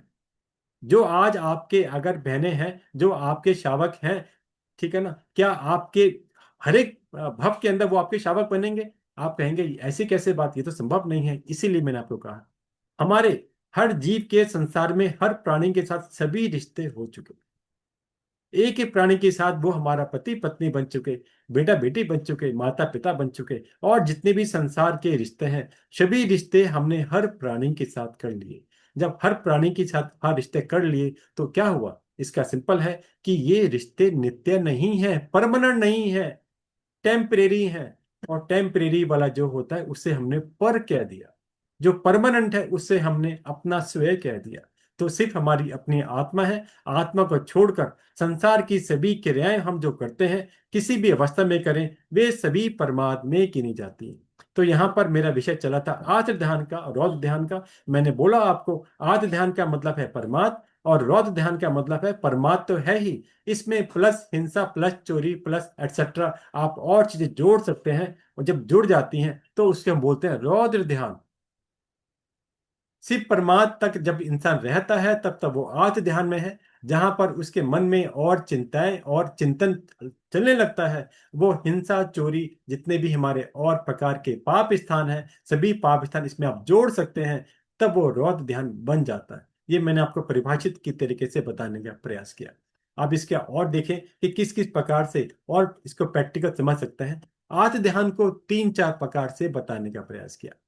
इष्ट का वियोग, जो आपकी प्रिय वस्तु हो वो आपसे छूट जाए तो हम आर्त ध्यान करते हैं। कोई अनिष्ट वस्तु जो आप नहीं चाहते हो वो हो जाए तो आप आ ध्यान करते हैं, आप चिंतन में खो जाते हैं। वो मेरी चीज चली गई और मुझे दुख आ गया, तो आप समझ सकते हैं अनिष्ट का संयोग मीन्स बीमारी नुकसान इत्यादि सब अनिष्ट है। इष्ट का संयोग घर के अंदर घर परिवार इत्यादि, धन इत्यादि, ये सब हमारा इष्ट होता है। और किसी प्रकार से कोई नुकसान हो जाए तो अल्टीमेटली आपको परेशानी है। आपका जीवन में परिवार का कोई सदस्य चला जाए तो आपको अपने का वियोग होता है। आपके न्यूज़पेपर में आपकी आपके न्यूज़ के अंदर कितने लोगों का डेली वियोग होता है, कितने लोगों की डेली बेसिस पर डेथ इत्यादि होती है। आपको कष्ट होता है क्या, दुख होता है क्या? बस एक पल के लिए हो सकता है कि वो फलाना व्यक्ति चला गया, लेकिन क्योंकि आपका कनेक्शन लिमिटेड था उसके साथ, इसलिए आपको कोई ज्यादा तकलीफ नहीं हुई। इसी प्रकार बेसिकली कोई और घटना घट जाए परिवार के अंदर जो आप नहीं चाहते हैं, अब जो व्यक्ति गया, जो व्यक्ति परिवार का चला गया, उस परिवार के व्यक्ति के जाने के कारण क्या हुआ? आप कहते हैं ये अनिष्ट संयोग हो गए। ये संयोग जो हुआ ये अनिष्ट था, वो व्यक्ति मेरे लिए प्रिय था, वो चला गया। तो बेसिकली दोनों अवस्था के अंदर आपने इसको आज ध्यान में गिना। आपने कोई भी बीमारी रोग इत्यादि डिजीज किसी प्रकार से हो जाती है तो आपके मन में रोना पीटना स्वयं की अपेक्षा से चालू हो जाता है, उसको भी हमने आज ध्यान किया। ठीक है ना? आपके मन के अंदर है कि मेरा परिवार तो आज ठीक ठाक चल रहा है, कोई परेशानी ना आ जाए, धन के पैसे की कोई तकलीफ ना आ जाए, तो ये सब चीज टिकी रहे, सब शांति से रहे। आज आप किसी भी मंदिर कहीं पे भी गुरुओं के पास जाएं तो गुरुदेव सब शांति है, बस शांति बनी रहे, बस ये आशीर्वाद देना। ठीक है ना? ये क्या होती है? ये हम अपने हमारे जो काम भोग हैं उसको टिकाए रखने का चिंतन कर रहे हैं। हम गुरु भगवान से कहने प्रभु आशीर्वाद दो कि मेरी धर्म साधना बढ़े, मैं वैरागी बनूं, इस संसार को छोड़कर मैं भी आपकी ये तरह साधना करूं। ये चिंतन करते हैं कभी? ये गुरुओं से आवेदन करते हैं? नहीं करते, क्योंकि हमारा तो चिंतन सिर्फ परिवार का चिंतन रह गया, अपने बिजनेस का चिंतन रह गया, घर का चिंतन रह गया। ये चिंतन सिर्फ हमारे आद्य ध्यान का एक भाग है, उसका एक पार्ट है, जिसको हम लोग सिंपल इष्ट वियोग या अनिष्ट संयोग के नाम से जानते हैं। रौद्र ध्यान की बात करते हैं। क्रोध का आवेश, शत्रु इत्यादि, किसी से कोई दुश्मनी हो गई, कोई झगड़ा हो गया, कोई कोर्ट केस हो गया, किसी प्रकार से इस प्रकार की घटना घटती है, ये सारी रौद्र ध्यान के अंतर्गत में इसको समझना है। ठीक है ना करके किसी को मारना, आप रौद्र ध्यान यहां तक नहीं है। मैंने आपको ऊपर क्या बोला था? रौद्र ध्यान मतलब परमार्थ प्लस हिंसा। हिंसा के बारे में सोच लेना, इसने मेरा बुरा कैसे कर दिया, उसने मुझे ये बात क्यों बोल दी, देख लूंगा मैं उसको ऐसा कर दूंगा। ये सब रौद्र ध्यान की कैटेगरी में आता है। रौद्र ध्यान आद्य ध्यान से ज्यादा भयानक होता है। किसी को मारने, हानि पहुंचाने का विचार करना, उसने मेरा कस्टमर छीन लिया, मैं उसकी बात उल्टी सीधी बातें करके उसकी पार्टी को भड़का दूंगा। ये सब क्या है? ये सब कुछ नहीं है। ये सब रौद्र ध्यान है, कर्म बंधन का विषय है। आपकी कोई घटना घट गई, कोई बच्चा है, कोई एग्जाम में फेल हो गया, नंबर कम आए, ठीक है ना, या कोई और घटना घट गई, आपने सुसाइड करने की बात सोच ली, ठीक है ना, अपने आप में सुसाइड करने के लिए चाहे ऊपर से मैं कूद जाऊंगा, चाहे पानी के अंदर डूब जाऊंगा, चाहे मैं बेसिक पॉइजन खा लूंगा, ये सारी बातें बेसिकली रौद्र ध्यान में आती हैं। झूठ बोलने के अंदर खुशी बनाना, चोरी करने में आनंद बनाना, परिग्रह रखना, आसक्ति बढ़े, मुझे नई कार चाहिए, नया फर्नीचर चाहिए, बड़ा मकान बंगला चाहिए, ये सारे विचार हमारे रौद्र ध्यान की कैटेगरी में आते हैं, क्योंकि इन सबके अंदर हिंसा का बड़ा समावेश है। तो इस प्रकार इन बातों को समझकर जितना भी हम चिंतन करते हैं, कोई पुरानी घटना घट गई, उस पुरानी घटना को फिर रिकॉल किया, फिर याद किया, और याद करके आंखों में आंसू आने लगे, ये सभी रौद्र ध्यान कहलाता है। इसी प्रकार बेसिकली अपनी बहुत सारी सुख सुविधाओं को पाने की इच्छा करना, ये सारा शेख चिल्ली के समान भौतिक सुख पाने की कल्पना करना, ये सारा रौद्र ध्यान में आता है। तो इसलिए हमने अभी जो चार कारण की बात करी, कि हमारे अनंत धन के चार कारण बताए, इसे मैंने आपको पहला पॉइंट बताया था। अब अवधारणाचर्य मीन्स दुष्चिंतन करना, बुरा चिंतन करना, ये पहला पॉइंट था अनंत धन की अपेक्षा से। अब हम दूसरे पॉइंट पे चिंतन करते हैं। दूसरे पॉइंट का क्या मतलब है? पमायाचारी, अर्थात परमार्थ रूप आचरण करना। परमार्थ के मैंने अभी आपको ऊपर परिभाषा बताई, कि अपनी आत्मा को छोड़कर संसार के लिए की जाने वाली सभी क्रियाएं परमार्थ है। इसमें एक भी मैंने आपको कोई एक्सेप्शन पर कोई भी ऑप्शन नहीं दी, सभी क्रियाएं प्रमाद है। ठीक है ना, इस बात को समझ लेना। अब प्रमाद है तो मतलब कर्म बंधन है, ठीक है ना। अब प्रमाद के भी पांच प्रकार आगम में बताए गए, इनके रूप से समझ सकते हैं। अभी तो मैंने आपको परिभाषा बताई, डिफाइन करी, अब आप समझ सकते हैं किस प्रकार से ये प्रमाद हमारा काम करता है। पहले बता दें मद। मद का मतलब यहाँ पर शराब से मतलब नहीं है, ये नशा है। नशा का मतलब सिंपल आपका ये मांस का हो, मदिरा का जरूरी नहीं है। तो बेसिकली मीन्स घमंड करना। तो यहाँ पर जो इसका तात्पर्य है वो घमंड करना, कि मैं ये हूं। तो बेसिकली इसको नशा बोला गया, इसको मद्य बोला गया आगम की भाषा में। दूसरा बोला विषय।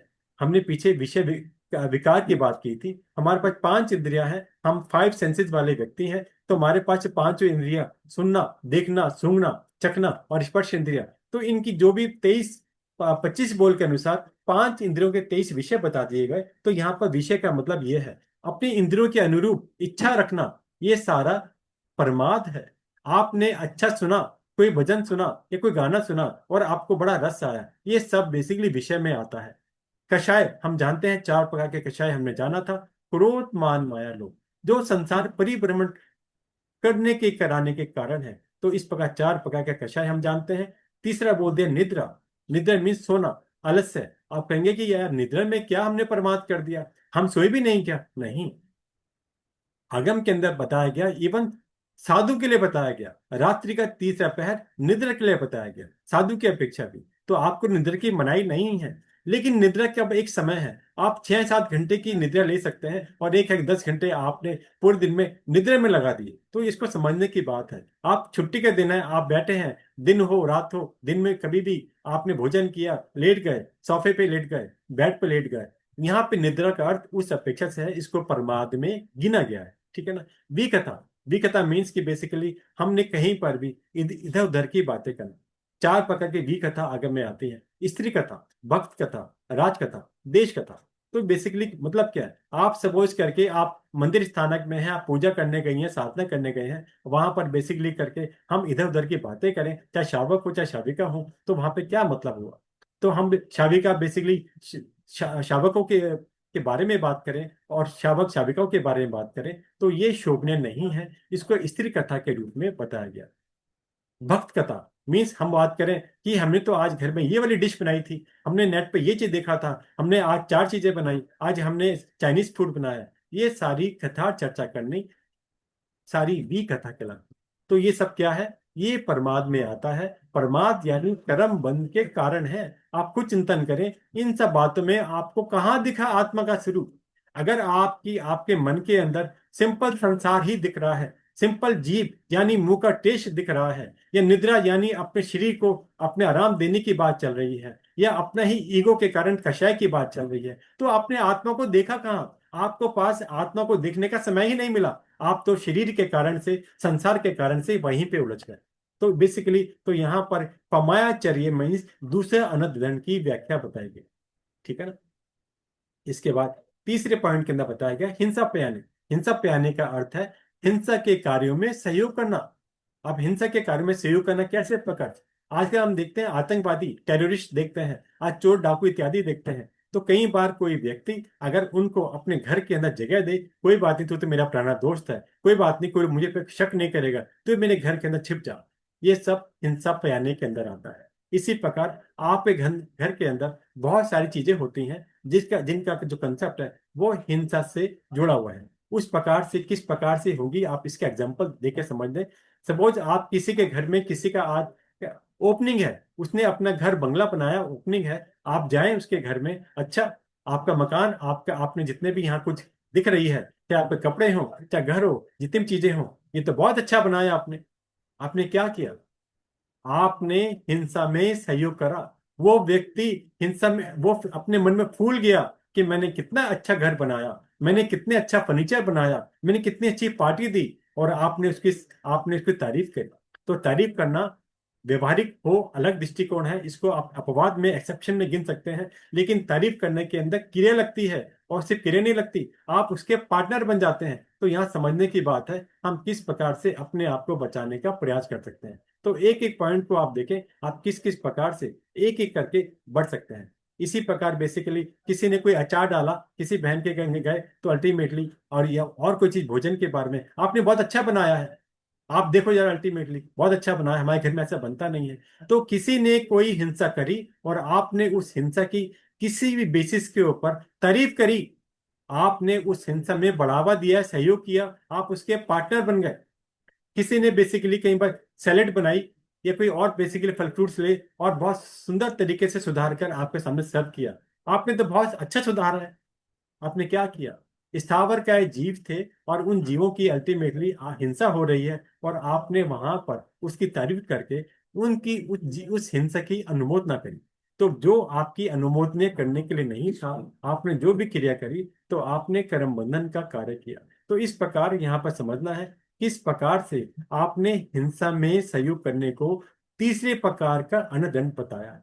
तो अगर कोई व्यक्ति पूछे खाना भोजन कैसे बनाया, अरे भैया पेटी तो भरना है, सब अच्छा है, गाड़ी चल सकती है इससे भी, और दूसरी तरफ आपने उसकी तारीफ करी कि नहीं, उसको लगेगा नहीं आप, मैंने बहुत अच्छा बनाया है। तो इन चीजों से हमें बचने का प्रयास करना है। इसी प्रकार से हम बहुत सारे कार्य प्रतिदिन ऐसे कर देते हैं कि जिसके अंदर हमारी अनावश्यक हिंसा कर्म बंधन जुड़ जाता है। एग्जाम्पल के लिए स्नान कर लो, नहा लो, सर्दी पड़ी है, बहुत ही सर्दी पड़ रही है, हीटर ऑन कर लो, गर्मी पड़ रही है, एसी कूलर ऑन कर लो, आपका घर पुराना हो गया, इस घर को नया बनवा लो, चार मंजिल का बनवा लो, ठीक है ना, करके इस घर को पेंट करा लो, बहुत खराब हो गया, काफी साल हो गए आपको। ये सारी बातें आपको करने की आवश्यकता क्या थी? आप इन चीजों से बच सकते थे। कभी कल्पना करी इन सब बातों से किस प्रकार से हमारा कर्म बंधन हो रहा है, जहां पर आप इससे आसानी से बच सकते थे। ये कोई जरूरी कार्य नहीं था, कोई पर्पसफुल कार्य नहीं था, लेकिन आपने अननेसेसरीली उसमें इन्वॉल्व होकर अपनी कर्म बंधन बढ़ाने का प्रयास किया। चौथा नंबर है पावकमो वैसे, पापकारी उपदेश देना, खोटी सलाह देना, उसको बेसिकली ये सब उसी कैटेगरी में बनाना। जैसे मैंने अभी आपको ऊपर भी बताया था, वो तो काफी चीजें इसके अंदर जुड़ जाएंगी। चाहे मकान बनाना हो, फैक्ट्री कारखाना खोलना हो, कोई काम धंधा नहीं है, मेरे पास पैसे नहीं है, कोई आदमी उसकी फैक्ट्री लगा ले, वो आइटम बना ले, आजकल ये आइटम बहुत चल रही है, बहुत लोग फैक्ट्री लगा रहे हैं, क्यों सलाह देनी है? आपकी सलाह देने के कारण जितनी भी हिंसा वहां होगी, आप उसके पार्टनर बन गए, क्योंकि आपने उसकी अनुमोदना करी, तो आपको उससे बचने का प्रयास करना है। इसी प्रकार आपने बेसिकली घर में हो सकता है कि कई प्रकार से आपने किसी घर में किसी बात के ऊपर ऐसी सलाह दी कि उसके घर में लड़ाई झगड़ा हो गया। नहीं करनी, किसी को फंसाने के लिए उसको बताना है, अरे झूठ बोल दे वो फंस जाएगा, वो अपने आप चक्कर काटेगा कोर्ट के। नहीं, झूठा मुकदमा चलाने के लिए, किसी को फंसाने के लिए, झूठी गवाही देने के लिए आपने ऐसा कार्य नहीं करना। इन सब किसको चोरी करने के लिए, नंबर दो का कार्य करने के लिए उपदेश देना।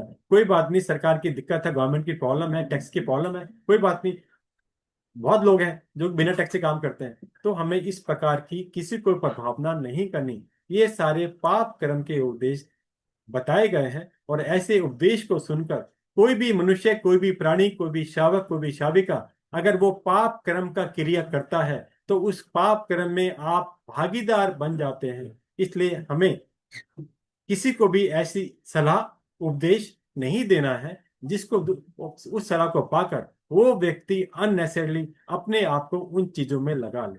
इस प्रकार अपने आप को बचाने का प्रयास करना है। इस प्रकार ये चार प्रकार का अनंत दंड बताने का प्रयास किया गया। अब यहाँ पर त्याग कैसे करना है तो आप समझ सकते हैं कि जितने भी निष्प्रयोजन कोई भी कार्य होगा उसके अंदर अनंत दंड करने का मैं त्याग करता हूँ, त्याग करती हूँ। छेद से संपूर्ण प्रमाण, काल से जीवन पर्यंत, भाव से करूँ नहीं, मन वचन काया। इस प्रकार से आप इसको धारण कर सकते हैं। अब इसके अंदर पांच प्रकार के दोष भी बताए, अतिचार भी बताए इस नियम के अंदर, किस किस प्रकार से बेसिकली ये दोष हमारे लगते हैं। काम विकार जगाने वाली कथा करना, ये पहले प्रकार का अनंत दंड का अतिचार बताया। अगर कहीं भी आपने किसी को भी, आप फलानी की शादी करा देते हैं, फलानी कोई और कर देते हैं, या वहां कोई फंक्शन कर लेते हैं, ये सारी काम विकार जगाने वाली कथाएं हैं, ये आप करते हैं तो आपको अतिचार दोष लगता है, तो आपको इसको शुद्ध होने की आवश्यकता बन जाती है।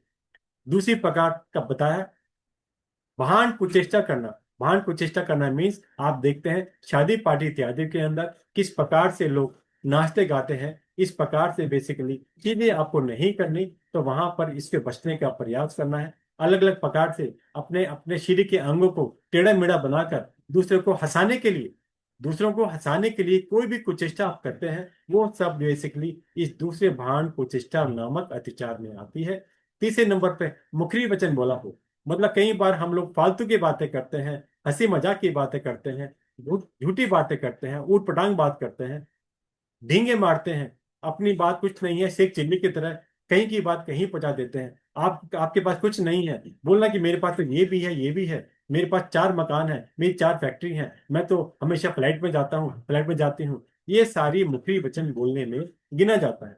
चौथे नंबर पे आता है संयुक्ता ही गण, अर्थात इसका सिंपल कंसेप्ट है हिंसा इत्यादि पाप जिसे पाप का बंद हो ऐसे साधनों को इकट्ठा करना। आपके पास घर के अंदर एक मिक्सी है, दो तीन चार चाकू काटे हो सकते हैं, इसके बाद आप मार्केट गए, वहां से दो तीन चार चीजें और परचेज कर लाए, तो इसे कहते हैं फालतू फंड में उन उपकरणों को आपने खरीद लिया और आपने इस व्रत के निमित्त दोष लगा दिया जो आपको नहीं करना था।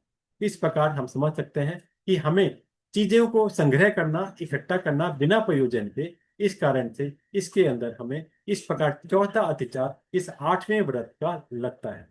पांचवें नंबर के अंदर सिंपल आता है कि जो भी वस्तु हमने इकट्ठी करी है, उपभोग परिभोग संबंधित सामग्री इकट्ठी करी है, बिना आवश्यकता से इसको हम लोग इकट्ठी करते जाएं और दूसरों को देते भी जाएं। तो कई बार इसमें क्या होता है, हम लोग, हमारे घर में बहुत सारी चीजें हो सकती हैं। एक है उपयोग परिभोग के साधन को बढ़ाना, और एक है बेसिकली हिंसा के साधन को बढ़ाना, दोनों में थोड़ा अंतर है। पांचवें पॉइंट के अंदर जितने भी हमने उपभोग परिभोग की वस्तुएं सातवें व्रत में समझी थी, हमने नियम लिया था, वो उनको उपभोग परिभोग की संख्या, क्वांटिटी को बढ़ाना पांचवा अतिचार है। चौथे के अंदर हिंसाकारी जितनी भी चीजें हैं, जैसे मैंने आपको गिनाया, इलेक्ट्रिकल जितनी भी चीजें आती हैं जो हमारी किचन या अपने रसोई घर में यूज होती हैं, उन सबको आप इस कैटेगरी में गिन सकते हैं। और इसलिए आप कोशिश करें कभी भी किसी को गिफ्ट करना हो, कुछ भी करना हो, तो वहां पर इलेक्ट्रिकल की चीजें देने का, इलेक्ट्रिकल हो, सेल से चलने वाली हो, या और कोई हिंसा का उपकरण हो जो इलेक्ट्रिक से नहीं चलता लेकिन हिंसा होती है, ठीक है ना। पहले के टाइम के अंदर आपको मसाला पीसने के लिए मामदिस्ता होता था। तो वहां पर बेसिकली ऐसी चीजें अपने संग्रह नहीं करनी। इसको कहते हैं ये चीजें साथ में पड़ी हो और कोई वस्तु पड़ी हो, सपोज करके आपने मसाले, सूखे मसाले मोटे वाले, चाहे आपकी इलायची हो, चाहे और कोई चीज इस प्रकार की हो, काली मिर्च हो, मसाला बनाने के लिए आपने रखी हुई है, और साथ में अगर ये वाले शस्त्र पड़े हो, तो आपको बिना फजूल की हिंसा का दोष लग रहा है, क्योंकि दूसरा जीव इससे डर रहा है, क्योंकि सचित है। सचित जीवों के पास कोई भी हिंसाकारी कोई भी चीज पड़ी हो, चाहे छुरा कांटा हो, कोई भी चीज हो, उस कारण से वो भयभीत हो जाते हैं और आपका अनर्थ का क्रम बंधन हो जाता है। इस प्रकार 5 प्रकार के अनंत दंड आपको बताने का इसमें प्रयास किया गया, और इसके बाद इनके कुछ छूट भी बताई गई। अनंत दंड के विरमण व्रत के अंदर 8 प्रकार के छूट के अंदर बताया सर गया। मेरा एक क्वेश्चन है, सर मेरा एक क्वेश्चन है इसमें। अभी अभी विषय पूरा होगा, 2 मिनट बाद फिर आपसे चर्चा करता हूँ, ठीक है ना। ओके। इसमें 8 प्रकार के इसके अंदर अगाध छूट बताए गए। आयवा, आयवा मीन्स अपनी आत्म रक्षा के लिए कोई चीज अगर आपने रखी है तो इसमें इसका आगार है। कई बार बेसिकली राजा इत्यादि, मतलब कोई मिनिस्टर इत्यादि की कोई की ऐसे कि आपको ये काम करना है, अगर आपको उस कारण वो कार्य करना पड़े, उसका आपका आगार है। कई बार अपने परिवार के या कई बार अपने कुलबा, जिसको हम जाति बोलते हैं, उस कारण से कोई प्रेशर आपके पास हो और कोई आपको कार्य करना पड़े, उसका आपका आगार है। इसी प्रकार कोई देव का कोई उपसर्ग हो जाए, 3 प्रकार के देव देव हमारे होते हैं, ठीक है ना करके, जिसमें चाहे वैमानिक हो, चाहे वो ज्योतिषी हो, चाहे वो हमारे भवनपति व्यंतर हो, तो किसी प्रकार का भी अगर किसी आपको पता है कि देव का उपसर्ग है, आपको किसी भी प्रकार के आकर आपको परेशान कर रहा है और आप समझ गए कि देव का उपसर्ग है, तो इस प्रकार की कोई भी सिचुएशन बने तो वहां पर आपके ये आगार इस व्रत में चालू हो जाते हैं, तो आपको दोष लगता है परंतु वो भंग नहीं होता। तो इस प्रकार इन चीजों को आप समझ सकते हैं। संक्षेप में मैंने आपको बताने का प्रयास किया। इसके बाद कुछ भी हो आप मुझसे पूछ सकते हैं। बताओ बहन, आपको क्या पूछना था? किसकी जो हाँ भी जी। जिज्ञासा अब आप पूछ सकते हैं, हाँ बताएं। हाँ जी, इसमें तो 8,000 में फिर पूरा कंप्लीट नहीं बताएंगे, आएवा रायवा नायवा परिवार एवा ये सभी है, मैंने बाद आपको में। बताया ना, मैंने आपको इनका ऑटो अभी वही आपको बताया कि पहले मैंने आपको पहले बताया। आयवर आयवर मैंने आपको वही तो एक एक करके बताया था अपने लिए। राय भाई का मतलब राजा की आ गया कि राजा मीन्स मैंने आपको मिनिस्टर का नाम दिया, ठीक है ना करके, मतलब तो वो मैंने आपको एक एक करके उसी रूप से बताया। नायवा मीन्स जाति की अपेक्षा से होता है। परिवार मीन्स हमारे जो भी परिवार में कोई बड़े हैं उनकी अपेक्षा से हो गया। देवा के अंदर बेसिकली जो हमारे तीनों जाति के देव हैं, उसी प्रकार से इन तीनों का समावेश इसमें इसमें। भवनपति देव क्यों नहीं लेते? इसमें जख्मे में आ गया ना, इसके अंदर जो नागेवा है, नागे के अंदर भवनपति देव है। अच्छा, ठीक ठीक है, नाग को जखेवा, मरा दिया। हाँ जखेवा के अंदर यक्ष आ गया, ओके वेंता देव आ गया। ओके तो ओके इसमें ओके इसमें ओके। इसमें तीनों का ही समावेश है, इसमें कोई बाधा नहीं है। ठीक कई है। बार अगर आपको मेरा मालूम चल जाए कि देव का प्रकोप है और कोई आपको कोई क्रिया करनी पड़े, तो इस प्रकार उसका इसमें आकार गिना जाता है। ये इसका सिंपल ये भाव है। आकार सभी पर आते हैं। कई बार होता है, जैसे हमने नियम पचक ठान ले लिया भाई जोत बत्ती का या कुछ समथिंग त्योहार, जैसे ड्रॉप कर देते हैं उनको, परंतु फिर कभी ऐसा मन में ख्याल आ जाता है कि मैंने सबको छोड़ दिया, शायद इस वजह से तो ऐसा नहीं हो रहा। ये फिर हमारा उसमें है। क्या आधार रख के ये वापिस करते हैं उसको। नहीं नहीं, देखो वो अलग अलग चीजें हैं। आधी बार तो वो क्रियाएं हम भयभीत होकर करते हैं। हमें मन में ये भाव ये आ जाए कि ये क्रिया ऐसा होगा तो ये हो जाएगा। भयभीत होना अलग बात है, और एक आपको ये मालूम चल जाए कि ये फलानी, कई बार क्या होता है, जो हमारे बड़े बुजुर्ग जो आप इस समय हमारे साथ नहीं हैं, और कई बार वो अगर किसी योनि में चले गए, किसी देव गति में चले गए, और वहां पर उनका कोई उपयोग लग गया, और आपने किसी प्रकार से परिवार में कोई अभिनय साधना करी हो, तो कई बार इस प्रकार कारण बनता है, अन्यथा नहीं बनता। ठीक है? दूसरी बात ये, बात किसी भी क्रिया करने की नहीं है। बात ये होती है कि आप वो क्रिया करते समय आपके मन में भाव क्या है, आपने किस भाव से वो क्रिया करी। किसी भी, हमारे यहाँ किसी की आशाधना करना नहीं बताया, चाहे वो हम उसको माने या ना माने, हम किसी भी धर्म को माने, लेकिन दूसरे धर्म की अवनय साधना का भगवान ने कथन नहीं करा है। आप तटस्थ रह सकते हैं, न्यूट्रल रह सकते हैं। आपने उनको उनको नमन भी नहीं करा, लेकिन उनकी अभिनय भी नहीं करी, ठीक है ना करके। तो जहां तक भयभीत होने का सवाल है, ये हमारा पर्सनल नेचर है कि हम किस बात को कहाँ जोड़ रहे हैं, और सिंपल उसको उसको सोचकर जोड़कर वो कार्य शुरू कर देना मिथ्यात्व में आता है। जी। मिथ्या मेरा प्रवृत्ति अलग क्वेश्चन चीज ये है। देखो ये सारे विषय मिथ्या से जुड़े हुए हैं, तो इसकी बहुत डिटेल कंसेप्ट है, अलग अलग प्रकार से समझ सकते हैं। अब मिथ्यात्व के जो आगार बताए गए, चलो आपने पूछा मैं आपको बता देता हूँ। आप अब इसके अंदर संकित के 67 बोल में जो आगार आते हैं, तो वहां पर क्या लिखा, उन आगार के अंदर आपको कोई मिथ्या प्रवृत्ति करनी पड़ी, ठीक है ना, करके, तो वहां पर किसी प्रकार की विवशता है तो एक अलग बात है। लेकिन सामान्यतः अगर आप अपने राजी खुशी तरीके से अपनी कोई मिथ्या प्रवृत्ति करते हैं तो वो उस आगार में नहीं आती, इसको समझ लेना। दोनों, एक अकाल पड़ गया, आपकी आपका कोई आपके पास काम वाम नहीं बचा, और कहीं पर आपको ऐसे व्यक्ति के पास जाके काम करना पड़ा या कहीं माथा टिकाना पड़ा, तो कहते हैं माथा टिकाना द्रव्य से है, और आपकी भावना अत्यंत भक्ति पर लगी रहे, ये भाव से है। तो भाव को नहीं डिगाना, द्रव्य से कभी करना पड़े तो अलग बात। तो यहाँ पर मिथ्यात्व में ये कंसेप्ट है। लेकिन मिथ्या प्रवृत्ति करना मिथ्यात्व ही होता है, इसमें कोई अंतर नहीं आता। आप बोले नहीं, मैं समझती हूँ, मुझे पता है, दीपक जलाना एग्जाम्पल के लिए बात बता रहा हूँ, या किसी भी जगह जहाँ पर कोई ऐसी क्रिया करना, वो बेसिकली मिथ्यात्व होता है। लेकिन संकित क्या होती है, संकित का मतलब है कि मैंने देव गुरु धर्म को समझ लिया, मेरी उन पर पूर्ण रूपेण श्रद्धा है, ठीक है ना, कोई अंतर नहीं है, लेकिन मैंने ये क्रिया करी, ये मिथ्या प्रवृत्ति है, मुझे पता है मिथ्या प्रवृत्ति है, लेकिन मैंने परिवार के कारण से करी। आपकी छूट नहीं है, आपने वो क्रिया करके आप इस संकित के 67 बोल के आगार में उसको नहीं गिन सकते, आप उस समय मिथ्यात्वी ही कहलाएंगे, समझ लेना।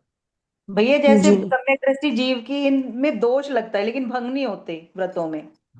कौन से वाले? ये जो हम, जैसे सम्यक दृष्टि जीव है, भैया दीपक जलाया या दूसरे धर्म में जाके मत्था टेका कुछ किया, तो उसमें दोष लग जाता है लेकिन भंग नहीं होते वो व्रत हमारे। देखो, व्रत की बात नहीं, यहाँ पर बात सम्यक दर्शन की है। आप पहले तो ये इसको अलग अलग कर लो। अगर कोई जीव सम्यक दृष्टि नहीं है तो ये 12 व्रत भी वहां काम नहीं कर रहे। वृत्ति का मतलब है पांचवा गुण स्थान। पांचवा गुण स्थान जब भी आएगा जब आप चौथा गुण स्थान को पार कराए। अगर कोई जीव व्यक्ति पहले गुण स्थान में है तो वो पांचवें गुण स्थान वाला शावक शाविका नहीं बन सकता, पहले ये समझ लेना। मतलब मन में कोई कंफ्यूजन नहीं रखना। ये अपवाद मार्ग को हम कभी भी राजमार्ग नहीं गिन सकते। अपने आप को समझना है, मिथ्या प्रवृत्ति मिथ्या ही रहेगी, मिथ्यात्वी ही रहेंगे। वो आप पर कितना भारी हुआ उस पर डिपेंड करता है। जब हमने संकित की परिभाषा पहले भी कई बार मैंने आपको बताई, देव गुरु धर्म पर श्रद्धा करना, साथ साथ कुदेव गुरु कुधम पर श्रद्धा नहीं करना, जब ये छह बातें इकट्ठी एक ही समय पर टिक लगता है तब आप सम्यकदर्शी बनते हैं, तीन बात से नहीं। आप अगर आर्यन देव को मानते हैं, गुरु को भी मानते हैं, धर्म को भी मानते हैं, सिर्फ इन तीन बात पर टिक लगाने से आप सम्यकदर्शी नहीं बनेंगे। इसके साथ साथ बाकी तीन पर टिक लगाना पड़ेगा। जब आपने दूसरी जगह जाकर कोई भी मिथ्या प्रवृत्ति करी तो समझ लेना कि आपने आखिरी तीन बातों पर क्रॉस करा नहीं करा। आपने सिर्फ देवगुरु धर्म पर टिक करा, सुदेव सुगुरु सुधर्म पर टिक करा। मात्र इन पे टिक करने से आप सम्यक दृष्टि नहीं कहलाते, इस बात को समझना जरूरी। फिर तो मिश्र में आ जाएंगे फिर। तो इसलिए मिश्र बेसिकली दृष्टि वो। इसलिए बेसिकली अपने आप को सम्यक दर्शन इतना आसान नहीं है। हम बोल देते हैं, समझ लेते हैं, बहुत गहरी परिभाषा सम्यक दर्शन की। सम्यक दर्शन कैसे प्राप्त होता है, 8 बोल आप एक एक बोल की अपेक्षा समझेंगे तो इसकी गहराई समझेंगे, कितनी गहरी इसकी व्याख्या है। वो बात अलग, हम कहते हैं कि सम्यक दृष्टि जीव छठे गुण तक छह की छह लेशर रहती हैं, वो जितने थोकड़े की बातें आती हैं वो बेसिकली सिर्फ प्राप्ति की अपेक्षा है। सम्यक दृष्टि जीव को शुभ लेशर के अंदर ही सम्यक की प्राप्ति होती है, अशुद्ध लेशर के अंदर रह सकती है, इसमें बाधा नहीं है। लेकिन जो हमारी मिथ्यात्वी क्रियाएं हैं, मिथ्या प्रवृत्ति हैं, सिंपल बेसिकली ये कहना है मेरे विचार शुद्ध हैं, मैं सुदेव सुगुरु धर्म को मानता हूं, मानती हूं, इस कारण से मैं सर्वज्ञ दृष्टि हूं, मात्र इससे नहीं होता। आपको बाकी तीन को भी देखना पड़ेगा, आप इससे बच नहीं सकते। आप गलियां नहीं निकाल सकते, रास्ते नहीं निकालने चाहिए। बाकी तो हर व्यक्ति की अपनी सोच चिंतन अलग अलग है, लेकिन चिंतन को सही रूप से समझेंगे तो पालन करने में भी आपकी स्थिरता रहेगी, वरना आप बार बार डगमगाते रहेंगे। सम्यक दर्शन की बहुत बड़ी महिमा है। निगंतम पावनम अट्ठे, अयम परमट्ठे, से नट्ठे, इस तीन पद के लाइन के अंदर आप समझने की कोशिश करें कि बहुत गहराई में कह दी, बहुत बहुत कुछ कह दिया। आपने पहली लाइन पर टिक लगाया, निर्गन प्रवचन ही अर्थ है, तो यहां पर आप समझ लो सुदेव सुगुरु सुधम को आपने टिक लगाया। दूसरी पॉइंट, अयम परमट्ठे, यही अर्थ है, आपने किया। आप यही अर्थ समझते तो आप मिथ्या प्रवृत्ति नहीं करते, यहां पे आपका क्रॉस लग गया। इसके बाद से नट्ठे, ये तो ऐसी स्थिति है कि जहां पर कोई गुंजाइश मन में सोचने की सपने में भी नहीं रही। अगर आपको सोते सोते मैं जगा दूं और आपसे कोई पूछूं तो आपकी कंसेप्ट वो जो होना हो, मुझे ये काम नहीं करना, मुझे ये क्रिया नहीं करनी, ये तीसरे पॉइंट में आती है। तो इन चीजों को गहराई से समझना, शब्दों से नहीं। एक एक शब्द का बहुत गहरा अर्थ है अपने आप के अंदर। सिंपल हम लोग हमने बोले कि हमने कोई भी साधना करी, चाहे हम बेसिकली किसी भी संप्रदाय के मानने वाले हो, उससे फर्क नहीं पड़ता। साधना सिर्फ रास्ता है, मंजिल हमारा बेसिकली आत्मा की शुद्धि है। हम चाहे मंदिर जाएं, हम स्थानक जाएं, चाहे कहीं और जाएं, बेसिकली जाना एक रास्ता है। आपका समय करना, उपवास करना, व्रत करना, पौषध करना, ये सब रास्ते हैं। इस रास्ते में मैंने अभी आपको उदाहरण देकर समझाया था। एक व्यक्ति समय करने बैठा है, मंदिर में पूजा कर रहा है, और सोच ये चल रही है कि बेकार मैं आज यहाँ पे आया, आज तो परिवार पार्टी बनाने जा रहा था, बेकार मैंने ये किया। अब मुझे पता है वो व्यक्ति ने क्या किया। वो या तो अपनी संवर और निर्जरा के स्थान पे था, लेकिन चिंतन ने उसने आश्रम कर्म बंधन पर ले आया। और एक बहन आप किचन में रसोई के अंदर भोजन तैयार कर रही हैं और आपकी आत्मा द्रवित हो रही है कि कितने जीवों का घमासान मेरे द्वारा हो रहा है। एक बूंद पानी में असंख्या जीव है, मुझे एक बाल्टी पानी अपने भोजन बनाने में मेरी खर्च हो गई, मुझे इतनी वनस्पति का असंख्या जीव वनस्पति का होता है, मुझे वो हिंसा हो गई। आपका ये चिंतन चल रहा है, तो वहां पर आप हिंसा के स्थान पर, आश्रम के स्थान पर आपने संवर और निर्जर के आपने क्रिया का आपके भाव आने लगे। आप चिंतन तो करें, आप कर क्या रहे हैं। मात संसारी सुख के लिए हम कोई मिथ्या प्रवृत्ति करते हैं, तो अल्टीमेटली अपने को गली ना लिखाएं, अपने को ऐसा रास्ता ना दिखाएं। नहीं नहीं, कोई बात नहीं, मुझे टेम्परेरी करना पड़ा, वो तो मैं श्रम धर्म को समझती हूँ, मुझे तत्व पता है, मुझे वितरक वाणी पर सब श्रद्धा है। वो श्रद्धा रखी रह गई, वो श्रद्धा तो आपके बैग में स्टोर हो गई, बंद हो गई। आपके उसमें आपकी आत्मा में वो श्रद्धा नहीं है। श्रद्धा अगर होती तो अल्टीमेटली वो क्रिया आप नहीं कर पाते। मैंने आपको जो बताया, परिवार के कारण से, आमतौर पर राजा के छोड़ दो, मिनिस्टर की बात छोड़ दो, आमतौर कम्युनिटी की बात छोड़ दो, कई बार परिवार के दबाव के कारण कोई बात कई करना करनी पड़ती। एक बार मेरे पास कई महीने पहले एक बहन का कॉल आया कि मेरे परिवार के अंदर मैं बहुत ज्यादा धर्म को समझती हूँ, मैं जानती हूँ ये सब क्रिया करने से दोष लगेगा, लेकिन मैं मजबूर हूँ, क्या करूँ, मेरे ससुराल वाले ऐसे कहते हैं ये क्रिया करो, मैं क्या करूँ। तो वहां पर वो एक अपवाद मार्ग लग सकता है उनका, वो परिवार की विवशता है उसके ऊपर, उसको वो क्रिया टेम्परी करनी पड़ सकती है। लेकिन चिंतन क्या करेगा, मुझे पता है ये क्रिया करना आगम अनुकूल नहीं है, भगवान की आज्ञा के अनुकूल नहीं है, जिनवाणी के अनुकूल नहीं है, लेकिन फिर भी मुझे ये क्रिया अपने परिवार के दबाव के कारण करनी पड़ी। ये विवशता है। अरे कोई बात नहीं, दीपक जला दिया, वहां पे ये पूजा कर ली, शाम को प्रतिक्रमण क्षमा मांग लेंगे, प्रभु मुझे ऐसे करना पड़ा। नहीं, ये सारी क्रिया करके आप अपने आप को धोखा दे रहे हैं। आपने, मैंने पहले भी बीच में बोला कि किसी दूसरे को दिखाकर, दिखाने के लिए धर्म करना और आत्मा के लिए धर्म करना, मतलब कि बीत केवल ज्ञानियों के ज्ञान में मेरी आत्मा क्या चिंतन कर रही है, मेरी आत्मा में धर्म का स्वरूप क्या है, वो इंपॉर्टेंट है। सामने बैठे हुए गुरु महाराज ने क्या देखा, सामने बैठे हुए शावक शावक ने क्या देखा, ये इंपॉर्टेंट नहीं है, ये दिखावा है। तो आपकी आत्मा कहाँ जा रही है, कहाँ चल रही है, इसको समझना जरूरी है। जब तक ये नहीं समझोगे तब तक आपका जीवन का बेड़ा पार नहीं हो सकता। विवशता को हर बट सर, समय अपनी अनुकूलता बना लेना, ये आपका धर्म का सार नहीं है। पूर्ण रूपेण मिथ्यात का सेवन है, और इस मिथ्यात के कारण ही हमारा जीव अनादि काल से संसार परिभ्रमण कर रहा है, और न जाने कब तक, कितने काल तक परिभ्रमण करेगा। सम्यक दर्शन का प्राप्त करना आसान नहीं है, सरल नहीं है, और प्राप्त करने के बाद टिकाए रखना तो और ज्यादा मुश्किल है। तो हमेशा, हर समय हमें सजगता के साथ अपनी अपने स्वयं की आत्मा को धोखा नहीं देना, दूसरों को छोड़ दो। तो स्वयं की अपेक्षा से तो सही को सही, गलत को गलत मानने का कोशिश करना। जब तक ये नहीं नहीं करेंगे, तब तक हम आगे नहीं बढ़े। मेरा भैया क्वेश्चन सर जैसे ये कई बार था। कोई कैंची और चाकू होते हैं, कई बार ये खराब हो जाते हैं तो लेने पड़ते हैं, फिर वो ज्यादा भी खट्टे हो जाते हैं। एक्चुअली यहाँ पर सिंपल पर्पस क्या है, आजकल जमाना है विंडो शॉपिंग का। आप किसी मॉल में गए, कहीं आपने कोई राशन परचेज करने गए, वहां पर सामने टंगा दिखा, अच्छा लग रहा है, अच्छी कंपनी का लग रहा है, कितने का भैया, 100 रुपए का, चल दे, 2 पीस डाल दे। और एक है कि आपको पता है कि मेरी ये भी उपकरण किचन के खराब हो गए, रसोई के खराब हो गए, मुझे एक चाकू लेना पड़ेगा, सब्जी नहीं सुधर रही और कार्य नहीं कर पा रहा है, उसमें बाधा नहीं है। यहाँ फालतू इकट्ठे नहीं करने। कई बार सस्ते मिले, हमें 4 इकट्ठे ले लिए। तो यहाँ पर जो अभिप्राय है इस अपेक्षा से है। कई बार ये होता है कि 4 ले लेती हूँ मैं, ऊपर भी हमारी वो है ना, मेरी फ्रेंड है, उसको दे दूंगी, वो मेरी वो नंद आएगी, उसको दे दूंगी। नहीं, ये चीजें दूसरों को देने के लिए नहीं है, ये हिंसा के साधन हिंसाकारी है। चीजें तो नहीं देनी होती आपस में किसी को हाँ, भी, हिंसाकारी अगर चीजें। हाँ अगर कभी कोई विवशता है, आपको लगे कि मेरा पड़ोसी है, उसका कोई गुम हो गया, अभी नहीं मिल रहा, कोई मेहमान आए हुए हैं, तो कोई बात नहीं, आपको व्यवहार निभाने के देना पड़े, वो अलग बात। तो यहाँ पर अपना विवेक, अपनी यत्न, अपना चिंतन याद रखना है कि आपने किसी को किस अपेक्षा से क्या दिया। तो यहाँ पर जब भी आप नियम बढ़ते हैं, वहां पे आगार ले सकते हैं। कई बार मेरे किसी पड़ोस में या किसी व्यक्ति को, मेरे रिश्तेदार को, अगर कोई मेरे से मांगने आए, मेरे से पूछने आए उस व्यक्ति, उस आइटम के लिए, तो मैं मना ना कर पाऊं, तो देने पड़े तो मेरे आगार।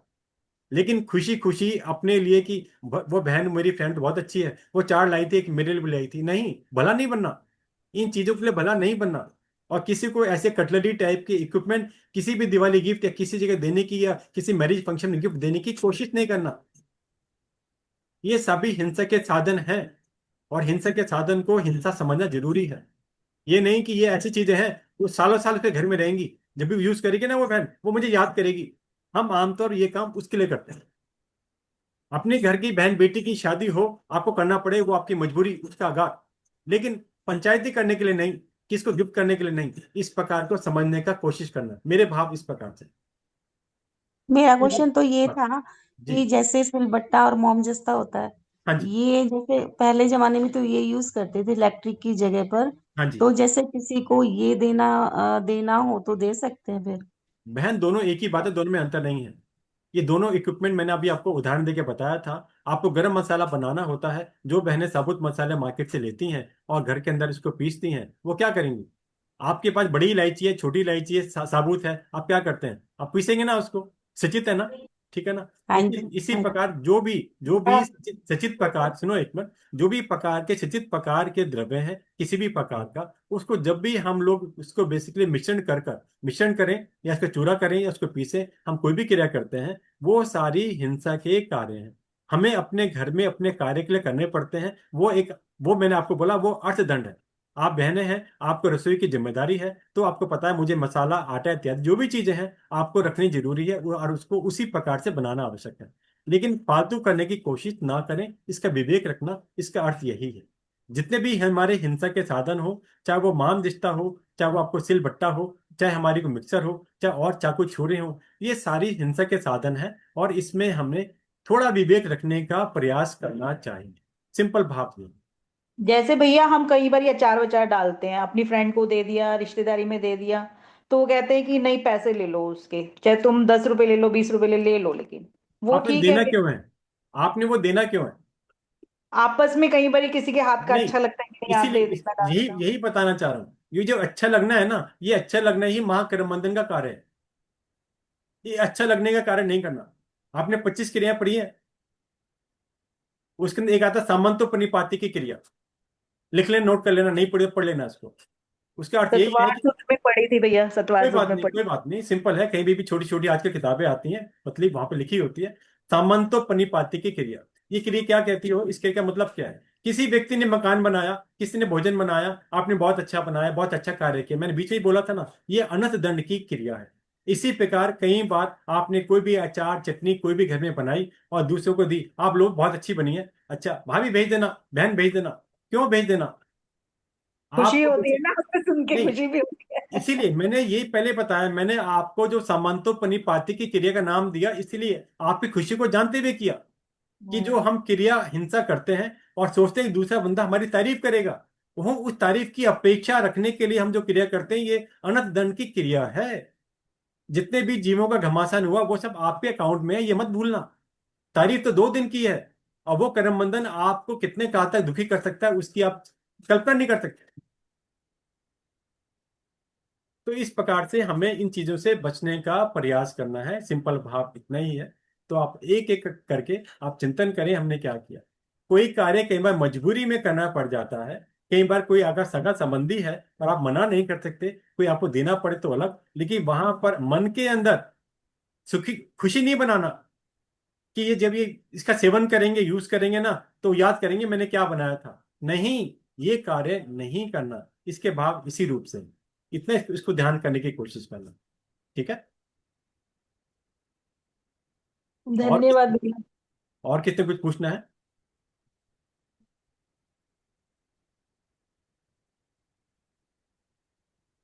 और भैया जैसे शादी पार्टी में तो आजकल ट्रेंड ही हो गया ये डांस वांस करने का, घोड़ी के आगे ये सब चीजें। बहन, ट्रेंड हो ना हो, हिंसा हिंसा है, करम बंधन करम बंधन है। आज की डेट में हम लोग कितनी क्रिया कर रहे हैं, ठीक है ना। बात यह है कि वो क्रिया करते समय हमारे मन में कितनी खुशी है, कितनी आसक्ति है, उसका हमें चिंतन करना है। जितने भी करम बंधन है, आप वही कोई कार्य जितनी खुशी से करेंगे उतना ज्यादा गाढ़ा करम बंधन है। इस बात को समझ लें। आपको डांस कर रहा है और फोटोग्राफर सामने खड़ा हुआ है, तो आप कहेंगे फोटोग्राफर के सामने और ज्यादा डांस करेंगे ताकि आपकी फोटो कैप्चर हो जाए, आपकी वीडियो में आए। किस लिए? दूसरों को मालूम चले आप कितना अच्छा डांस करते हैं। क्यों करना है? कई बार कोई जबरदस्ती, आपकी इच्छा नहीं है, कोई जबरदस्ती आपका हाथ पकड़ ले और आपको हाथ ऊपर नीचे करना पड़ जाए, तो वहां पर आपकी आसक्ति नहीं है, आपको मजबूरी दिख रही है कि जबरदस्ती मुझे, वहां पर मेरा सगा संबंधी है और उसने मुझे जबरदस्ती 1 मिनट खड़ा होने के लिए मजबूर कर दिया। ये अलग दृष्टिकोण है। मैं पहले भी बताया था, पिछली क्लास में बोला था, आसक्ति। आसक्ति मीन आ तो सकती है, जाती नहीं है। और ये जो हमारा खुश होने का प्रसंग है ना, किसी भी चीज में खुश होना, कि अच्छा लगना, ये अच्छा लगना, खुश होना ही सबसे ज्यादा हमारा अनर्थ का करम बंधन बढ़ा रहा है। आज की डेट में जितने हमारे आवश्यक कार्य हैं हम सभी के लिए, चाहे वो आने जाने के व्हीकल हो, चाहे भोजन संबंधी हो, चाहे और हमारे रहन सहन के हो, वो फिर भी कम है। हमारे मैक्सिमम काम तो वो है, आप पूरी लिस्ट बना के देखना, अनंत दंड की क्रिया ही मैक्सिमम है। तो इसलिए हमें अपने आप को उन क्रियाओं से पीछे हटाने का जितना भी मैक्सिमम हो वो प्रयास करने की कोशिश करनी। जब तक आप स्वरूप नहीं समझेंगे तब तक आप उस हिंसा से कैसे बचेंगे? हिंसा से नहीं बचेंगे, कर्म बंधन चालू है। मैंने पहले बोला, कर्म बांधना बहुत आसान है, कर्म को भोगना बहुत मुश्किल है। जब भोगने का समय आता है तो हमारे आंसू टपकते हैं। फिर हम भगवान से, गुरु भगवंतों से कहते हैं, भगवान प्रभु हमने तो कुछ नहीं करा, हम तो आपको सामने पता हम कितने सादा जीवन जीते हैं, पता नहीं ये कष्ट कहाँ से आ रहा है। अरे आत्मा ही करता है, आत्मा ही भोगता है, अपा कत्ता विकत्ता। यह उत्तरधन का सूत्र एक एक पद आपको बता रहा है कि हम कर क्या रहे हैं। बिना, जो हम कर रहे हैं वो हमने, जो हम वही हम हमें ही भोगना है। और जो हम आज भोग रहे हैं वो हमने ही किया था, इसमें कोई कंसेप्ट नहीं है। कडान न कम्मन न मोह कत्थी, किए हुए कर्मों को बिना भोगे छुटकारा नहीं मिलता। एक एक पद बेसिकली आपको बता रहा है कि हम जो क्रिया करते हैं उसको हमें ही भोगनी पड़ेगी, नियमा है। कोई दूसरा हमारा सगा संबंधी, चाहे हस्बैंड वाइफ हो, चाहे बेटे हो, चाहे माता पिता हो, कोई हमारा साथी नहीं बन सकता। वो संसार के साथी तो हैं, कर्म के साथी नहीं है, कर्म भोगने के साथी नहीं है। तो यहाँ पर हमें हर क्रिया में विवेक रखने की कोशिश करनी है, हर समय सजगता रखनी है। जिस समय कर्मबंध हो तो ध्यान करना कि ये मेरे कर्मबंध कार्य है। आत्मा जाग जाए, मैं इसको बोलता हूँ कान में घंटी बजना। आप कभी भी देखना, कभी भी आत्मा के अंदर हर समय आपको एक बात जगाने आती है, वो आपको एक बार इशारा करेगी, ये कार्य कर्मबंधन का है, आप कर रहे हो ना, आपको भोगना पड़ेगा। लेकिन आप उसकी अनसुनी कर देते हो, इग्नोर कर देते हो, और आपकी कर्म श्रृंखला तेजी से बढ़ने लगती है। इसलिए बोला, अगर आप समझे कि आप सम्यक दृष्टि जीव हैं तो समझ लेना, हर समय कर्म करते समय आपके अंदर क्या आना चाहिए, ये कर्म मुझे भोगना पड़ेगा। अगर कभी भी आज अपने आप को टेस्ट करना, 1 दिन 2 दिन एक्सपेरिमेंट करना स्वयं के लिए, मुझे मत बताना, आपके स्वयं के लिए एक्सपेरिमेंट करना। आपने जितने भी कार्य सुबह से लेकर शाम तक, रात को सोने तक करे, उसमें चाहे आप उठकर वॉशरूम गए, चाहे आपने स्नान किया, चाहे आपने भोजन बनाया, चाहे आप कहीं कहीं घूमने फिरने गए, चाहे आपने सामायिक साधना करी, मंदिर स्थाना गए, जो भी क्रिया आपने करी, चाहे फोन पे करी, चाहे टीवी पे करी, चाहे इंटरनेट के माध्यम से करी, सबकी लिस्टिंग बनाना एक बार, 10 15 20 चीजों की। फिर देखना जिसमें वो हिंसा के कार्य थे उसमें आत्मा आपकी जागी हुई थी या नहीं। अगर जागी नहीं हुई थी तो अपने को धिकारना, समझना कि अभी समय दृष्टि में नहीं हूं, कल्पना करना, उसके बाद आकलन करना। ये आपके लिए एक एक्सपेरिमेंट है, जिसको करने की कोशिश करना। हम कहते हैं प्रतिक्रमण करना। अरे प्रतिक्रमण में अगर आपने गलत को गलत ही नहीं माना तो प्रतिक्रमण किसका करोगे आप उस हिंसा को हिंसा नहीं मानते तो प्रतिक्रमण कैसे करोगे? झूठ को आप सही मान रहे हो तो प्रतिक्रमण कैसे करोगे? नहीं, वो प्रतिक्रमण प्रतिक्रमण है ही नहीं। प्रतिक्रमण वही होता है कि जो दिन में आवश्यक कार्य है, आपने चाहे रसोई बनाई, चाहे आपने स्नान किया, चाहे आपने कपड़े धोए, चाहे अपने घर के सार संभाल करी, चाहे आपको किसी व्हीकल पे आना जाना पड़ा, चाहे धार्मिक कार्य के लिए, क्या पारिवारिक कार्य के लिए, तो ये आपकी मजबूरी के काम थे। तो मजबूरी के काम के द्वारा जो आपके द्वारा हिंसा हुई, उसी के लिए प्रतिक्रमण बना है, उसी के लिए आलोचना बनी है कि मैं गृह जीवन में हूं, मैं इन चीजों से नहीं बच पा रहा हूं, बच पा रही हूं, इसलिए प्रभु क्षमा, आगे और ध्यान रखूंगा, रखूंगी। अगर इस प्रकार का चिंतन नहीं है तो समझ लेना मंजिल अभी दूर है। कड़वे शब्द हैं, फिर भी आपको एक खुलान की दूर गोली दे रहा हूं, आपको आकलन करने के लिए आप स्वयं का आकलन करने का प्रयास करें, आप कहाँ स्टैंड, चाहे वो मिथ्या प्रवृत्ति की बात हो चाहे किसी और की बात हो। तो अपने आप को सेल्फ एक्सपेरिमेंट करना, एक हफ्ता एक्सपेरिमेंट करना, एक डायरी बनाना, आज मेरे कहने पे 10 पेज ले लेना चाहे किसी चीज के, आप डेली नोट करना, और फिर उसके बाद स्वयं का आकलन करना, और उस आकलन करने के बाद जो नतीजा निकले उसका सुधार करने का प्रयास करना। मुझे मत बताना, मैंने आपके लिए एक सेल्फ एक्सपेरिमेंट के लिए आपको बताया, तो आपको इससे मालूम चलेगा आप कौन कौन सी क्रियाएं किस किस प्रकार से कर रहे हैं, कहां पर सुधार आवश्यक है और कहां पर सुधार संभव है, और कहां पर आप अपनी क्रियाओं को रूप परिवर्तन कर, दर्शन बदल कर अपने आप की आत्मा को बचा सकते हैं। ऐसे मेरा चिंतन है, आप प्रयास करके कोशिश।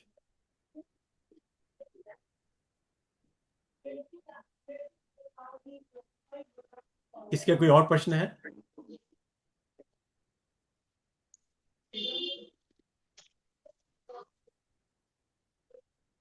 ममता बहन, आपने कुछ पूछना है?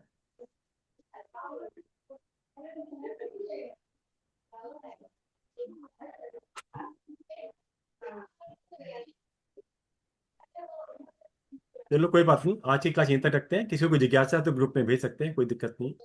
आज की चर्चा के दौरान जिनवाणी के विपरीत, जिनागे के विपरीत मेरे द्वारा कोई भी शब्द चिंतन में कहने में आया हो, उसके लिए बीता प्रभु की साक्षी से बारंबार मैं क्षमा दिख रहा हूँ। सभी को सादा जय जिनेन्द्र। जय जिनेन्द्र भैया।